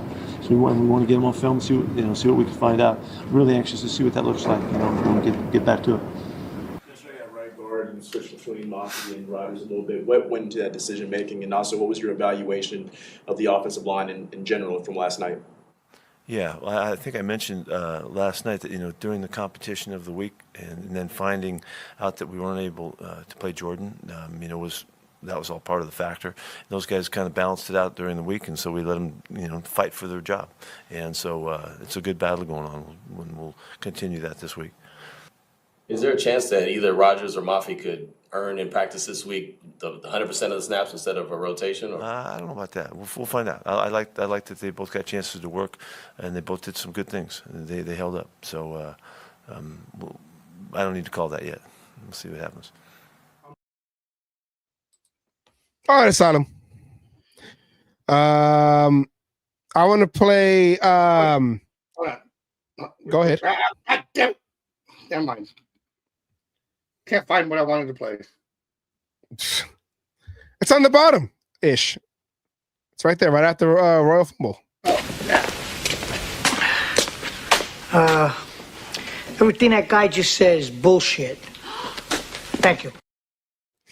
So I'm used to being at the top. Sorry. I want to run through this real quick. So let's do this. One thing you got to understand is the only way to play this game is you got to get down in the dirt and get nasty. Let's go.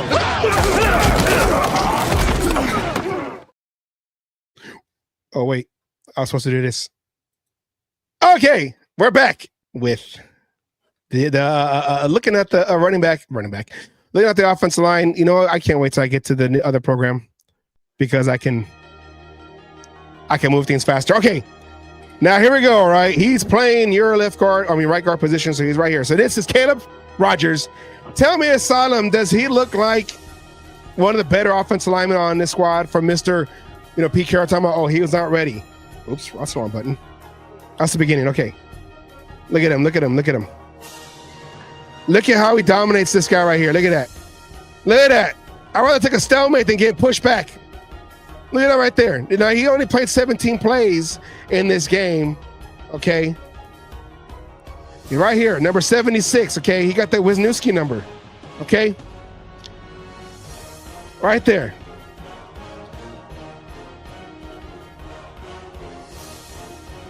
And then he looks downfield. He was ready for the next level. He was ready to keep it moving. That's what I'm talking about. That's good offensive line work right there. Oh, that's not him. That's DJ. Oh, no, that was him. Never mind. Over there. Look at him. Now, that's not his fault, okay? That's not his fault. He kept the guy off of him there, push. I saw 3 pushes there. Oh, that was he got hit. Before he was able to do the swim move, he get past Mitch. If he had some playing time, he might not have fallen for it. When I played tackle, when I played offensive line in high school, the guy always beats me on the first play because now I know, okay, your go-to move, because you want to try to make a play right at the start of the game. Your go-to move is this. Your go-to move is that. Your go-to move is a swim. Your go-to move is a rip. Your go-to move is a bull rush. So now I know how to defend it because you're gonna keep going to that same move. Yeah. So if that's a swim move, then I know how to combat that when I see you go into that motion. All right, he's right here. Okay, this is your rookie. This is your rookie, Mister. He ain't ready. Okay, right here. All right. Now look. This is going to the offensive right, so he's going to go to left. But I want you to see that he stays, what's that called? He stays parallel with the offensive line, okay? He's not sticking his helmet in like the other guys into their armpits. He's staying because he's making sure that no delay blitz comes in. He's looking back and forth. He looks more better than Geno Smith looking back and forth. He's looking around. He's feeling him while he's keeping an eye open for him. Okay, that's what you're supposed to do on the inside. Talking about he ain't ready. He looks a hell more of a lot seasoned. better than Kappa. Oh, look at that Kappa. Hey, so okay. Let's see it again. Okay, in this next play. Okay, he's right here. That's your guy. That's your guy right there. Okay. All right, this is a run play. Okay, we're going to go to the left. So he's right here. Okay, he's right here. Reach block. Going for the next level. Look at that. Well, he whiffed kind of right there, but he was ready though. He was ready. All right, let's go to the next one. The guy he was going after was not even a part of the play. No, the play was already done. He's your guy right here. Okay, that's your guy right there. Okay. Never be a head coach in the NFL again. Oh, don't worry. I got that video played right after this. Okay, now look. Okay. He tried to go outside, stump move. He would have followed him, and then whoever was a capo would have went and tried to go after this guy.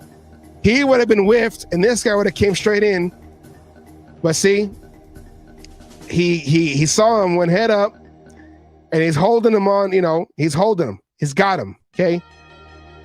He ain't ready though. Okay. Your guy right here.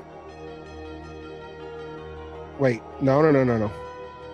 Guy right here. Now see, look at that. So he was waiting for the blitz, but he's showing blitz. So instead of biting on him, he's looking around.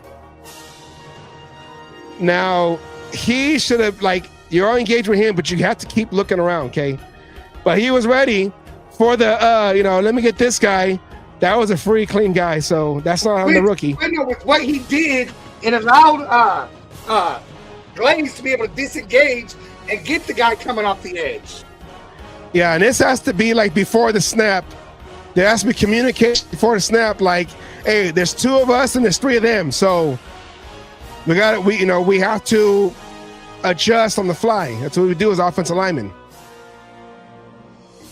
All right, so he's right here, okay? So look at that, okay?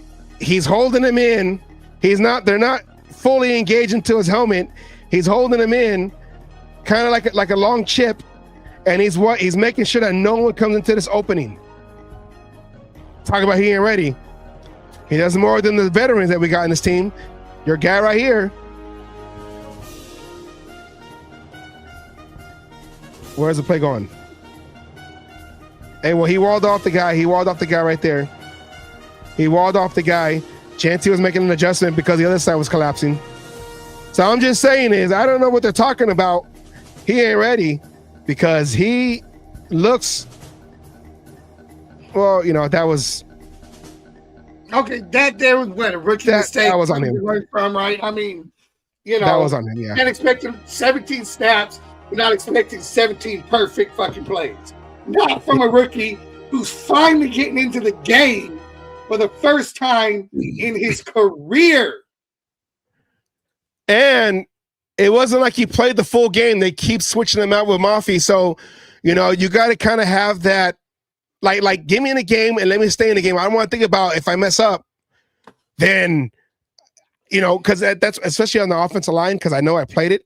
You feel like you messed up, and now you don't feel like you can really, you're playing. You're trying to not mess up. You're trying to not get benched again, and that's that mental thing that he's doing. Like you said, this compete. No, you're screwing up their mentality. So which lowers the confidence, which lowers the ability to make plays because I can't. If I mess up, unless I'm wearing number 7, I got 76. No, that's 67. If I'm wearing number 7, 6. I'm dyslexic. No. So, anyways, okay. I want to do this real quick, and then we gotta do fantasy. All right, Asylum. Yes, we do. Okay. Vincent brought up AP. I have a Raider hater video. Asylum. Everyone's favorite video. I know Arcadio is in the chat. He loves this video, or he loves the intro. This segment. Here we go. Asylum's the last one. Raider hate. Let's do Raider hate. Raider hater. Why you wanna play a hate on me?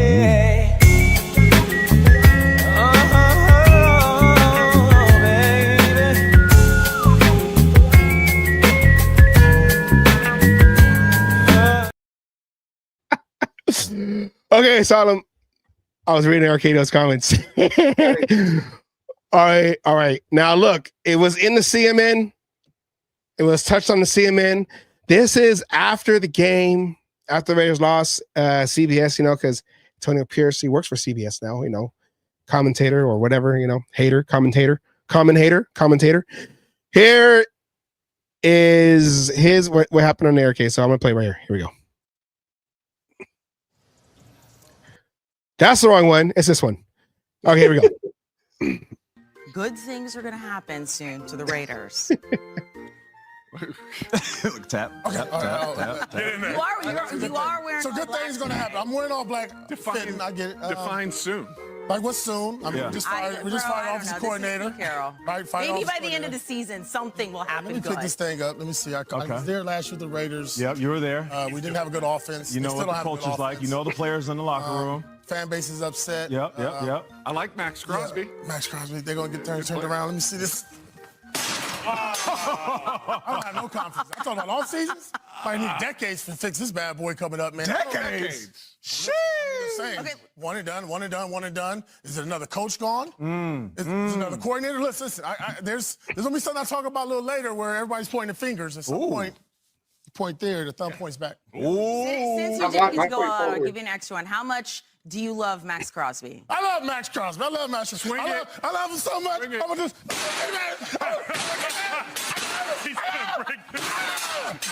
That's how much I love my boy Max. All right, Asylum. I'm gonna ask you a quick video there. Is this Raider hate, or does he have something there? A little bit of both. 50-50, yeah. Yeah, I mean, there's some in there. I mean, he's not wrong on the fact. I don't think decades, but yes, it's not going to be, like you said, not going to be off seasons. There's a little, it's starting to show. There's some animosity. He's not happy with how shit happened. And I get that. I'd be mad too. You know what I'm saying? I'm sure he was being promised a lot of shit in his ears, at the time. With everything going, we don't know how much time they gave him, with the contract wise. It was never did find out how long his contract was. It was not disclosed really. They kind of kept it. Oh yeah, he signed. He's how long is he? So yeah, I mean, I'm sure there's a little bit there, and I don't blame it, but he's not wrong in the aspects of, the one and dones. And yes, I know I've been calling for Pete Carroll's job for the last 2-3 weeks. But the one and dones, the offensive coordinators, one and dones, shit like that. You keep doing that kind of shit, you're going to be exactly where we are. Yeah. And I would. It's one thing to know when it ain't working, such as this whole Pete Carroll, experiment, the Josh McDaniels experiment. But you notice the names that we could throw out in here are all the big names, all the big splashes. Yet the ones that could have worked out, the Bisaccias, the APs, maybe a Ben Johnson, assuming we could have got him to sign. We all know this situation. Then you don't turn around and give them the time to do the shit. You know, there's only 2 coaches on that list that had time to even try to turn anything around, and they were back to back. Yeah. Yeah, that John. It's always points to that John Gruden thing where it's like, you know, he had time in his 4th year because he was in 2018, 2019, 2020, 2021. So in his 4th year, he was a 3-0 before he suffered his first loss, and that was because of the allegations or these emails were surfaced. So you know he wasn't fully. John Gruden wasn't fully focused. I'm a little distracted right now. I was trying to trying to do like 3 things at once. Just like you. Just like me.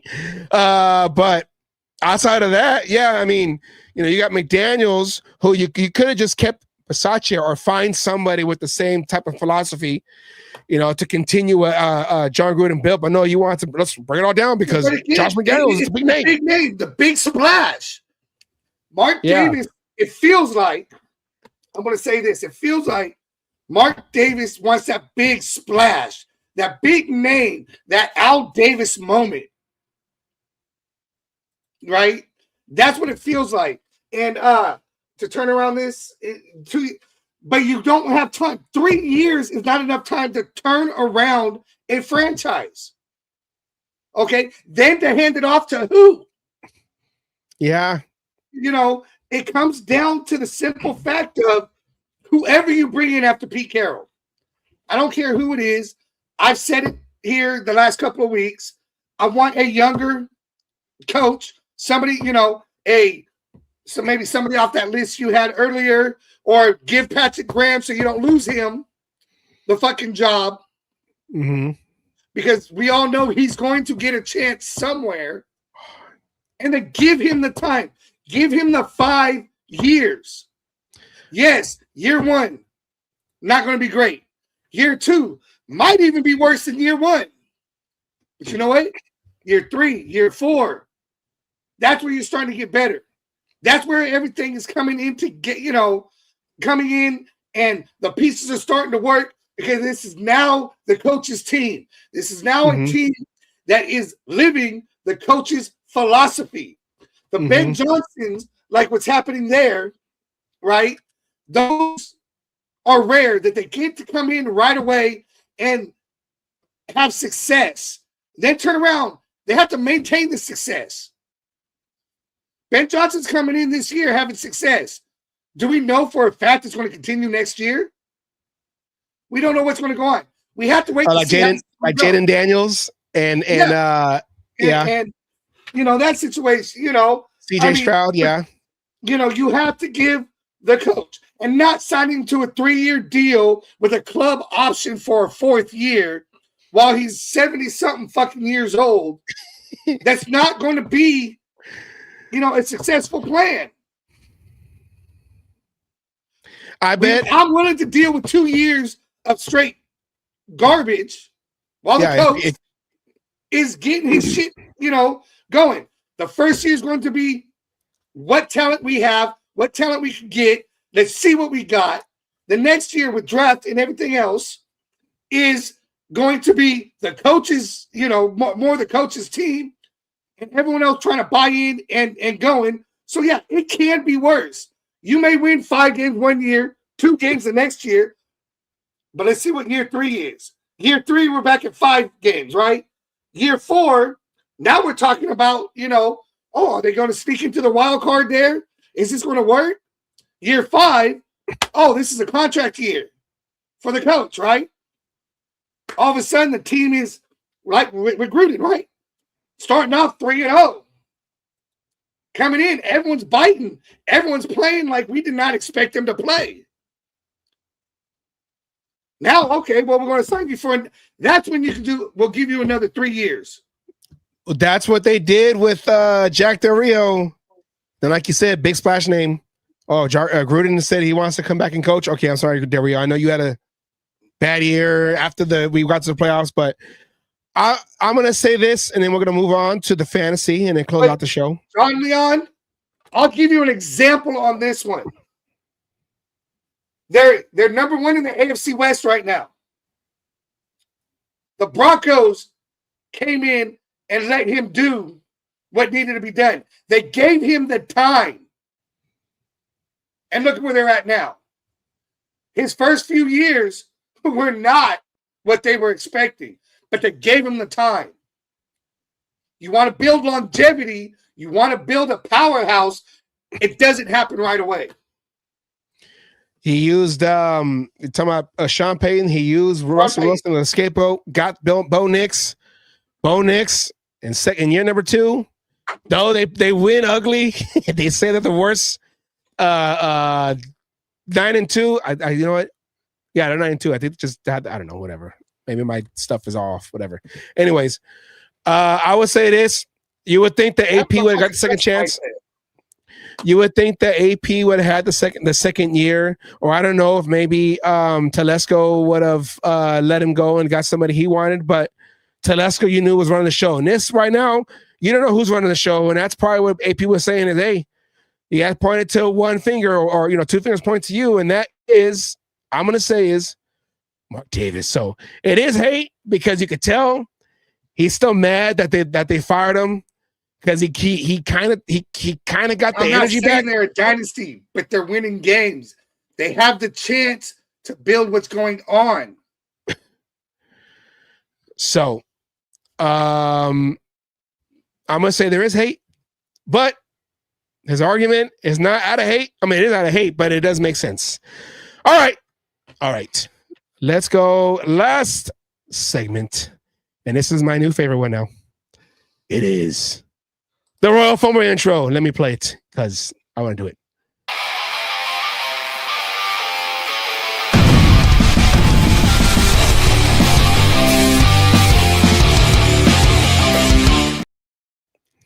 I'm not ready. Okay. Why'd you turn off for? This is your favorite segment. It's my protest. It's a circle. All right, Arcadia said, woo! Well, that is the all right, now let's look at the scores, okay? Wait, where is the scores? You know what? You delete the scores? I'm blaming Geno Smith. I should be in the fucking playoffs. But Geno Smith decided he wanted to go play for the fucking Seattle Seahawks. On Sunday night. And fuck me. Let's go and look at the scores. I feel bad for this one, but I beat my sister 92-78. Oh, you do not feel bad. Don't even lie. No, I didn't even look at the scores, okay? Because I felt bad. I was playing my sister, and it was Thanksgiving. I was at her house. I didn't want to get the scores. So we're just going to have a family dinner. No football. No football at all. The Rich Versace of the league. You got mad TDs. Yeah.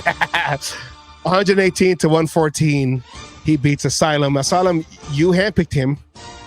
And he's Rich Versace, okay? Rich Versace got to the playoffs as an interim.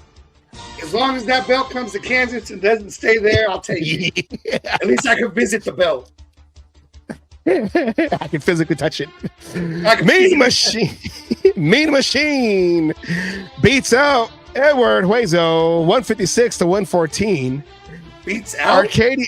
That was kind of an ass whooping right there. Yeah.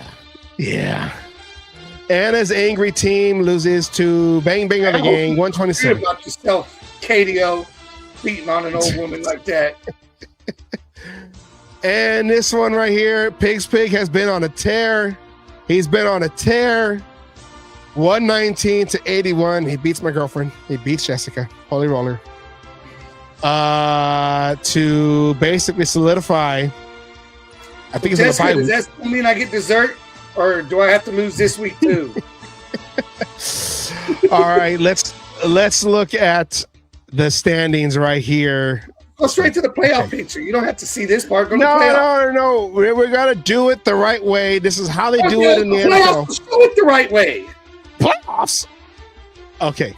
Yeah, we're in the playoffs. Yeah, we can talk playoffs.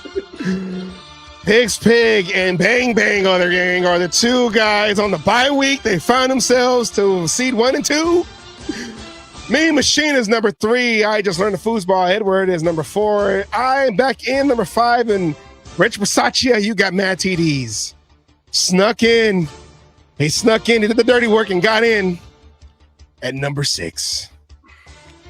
And then there's Asylum. All right. I was so close. Now, you said it. Let's look at the playoff picture. Let's wouldn't have showed nothing. Let's go back. All right, Vincent. Thanks for stopping in. Appreciate you, Vincent. Okay. Is this good? No. We'll do this game. We'll just do this game. All right. Get out the screen. All right, here we go. You got Arcadio and you got Pig's Pig. They're just sitting pretty right now on the first round of playoffs. As I got to go against load right here for 200 points apiece, right? And they can't use it against nobody, and they go into the next week and fall on their face.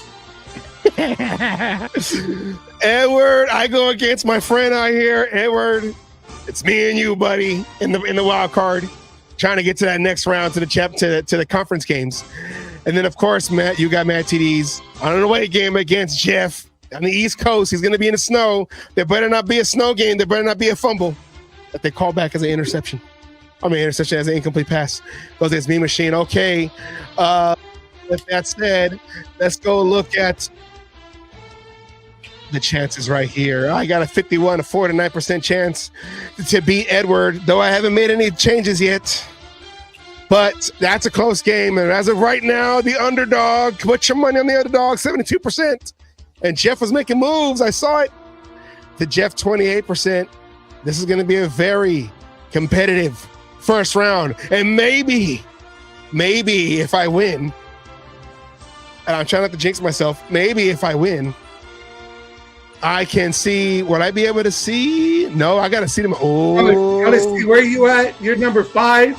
If you win and Mean Machine wins, you would play Pig's Pig. If you got Mad TD's wins and you win, Mad TD's got Pig's Pig and you'll play Arcadio. I want to play Arcadio in the Super Bowl. Oh, yeah. Super duper burrito bowl, Arcadio. You're going down. Oh, yeah. Did I lose in the first round? Never mind. Oh, yeah. It's getting crazy. Hold on. Why don't you show the rest of the game? So leave the rest of us fucking out. Okay, fine. I don't know. Hey, you know what? We got to put something together because I do want something. I do want to do something for those who are not in the big game, but we need an NIT. We need an NIT prize. We got to do something for them. So right now, Holy Roller goes against Asylum. Holy Roller goes against Asylum. And my sister goes against Anna. So I don't want no one to quit. Okay. We can I see you in the championships, Get Savage. Arcadio. I want to do something, okay, for whoever wins the NIT. We used to call it the NIT back in the day when we play fantasy like this. Okay, so we want to do something. We don't want to be like, okay, we're the losers. We're not going to do anything about it. No, we want to do something too. Okay, so everyone gets something, and then we're going to do our little SBs too. Okay, so because I already got awards, our little KGs. I don't want to call it yet. Okay, it's going to be like the Dundies. The Dunder Mifflin Awards, okay? So we want to do something for you guys, but we're not going to show you guys who you're playing or anything else like that. Okay, fine. I already showed, okay? You didn't want to. I had to make you. I didn't know if it was a sensitive subject, okay? So, but that is your fantasy update right there. And like I said, this weekend I got to go against Edward to face whoever. I don't know. We'll see. I am the 4th seed. No, you're 5th. The 5th seed. Okay, so I'm not the bottom seed. It doesn't say it here, but you're right above the bottom seed. Oh, round 1. Here we go. Matt, I can't wait. Is the bottom seed.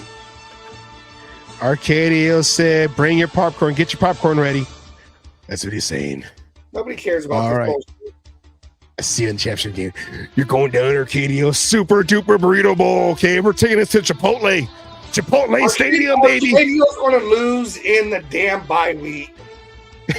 He's not the Raiders, okay? He's not the Raiders. That is your fantasy football update right there, everybody. Let's start off with music before we get copyright infringement. Okay. All right, everybody. Thank you for watching our show. We had a good we had a good crowd live watching our show. We appreciate that. And next week, or we're gonna wait? Well, we'll wait for now. But yes, we do plan on doing something next Wednesday. Probably a quick little, depending on what the Raiders do. A quick little, okay, yeah, Raiders lost again, okay, whatever. Okay, now we'll do the important stuff. So, just look out for the show details in the flyer. Yes, when it comes out. All right, Solemn. Any last words? Foosball is the devil. Edward just learned to foosball. Okay. I don't care if you just learned; it's still the devil. Edward, get out while you can. Don't get. And I just want to say happy birthday, Emiliano. Happy birthday. He turns 11 today. I'm going to teach you some ways today. Your stepfather right there. I'll let you know how you can get away with it too. I got eyes everywhere, Kay. You don't got eyes everywhere, okay? These are prescription sunglasses. All right.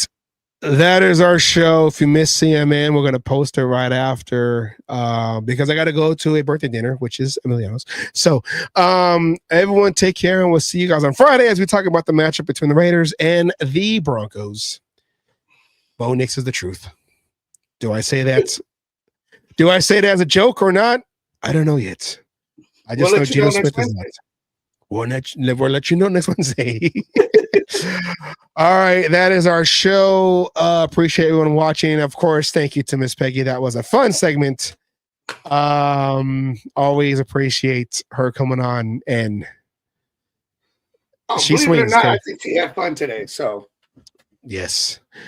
All right. We end every show like we usually do with the word from Raider Milt, a.k.a. Coach Wallace, a.k.a. Mr. Wallace, because, back Tennyson years, me, my sister, and Arcadio. All right. Take care, everybody. We'll see you on Friday, and we will go from there. Everyone, take care. Peace out. And one more time, happy birthday, Emiliano. Oh, yeah. Oh, dig it.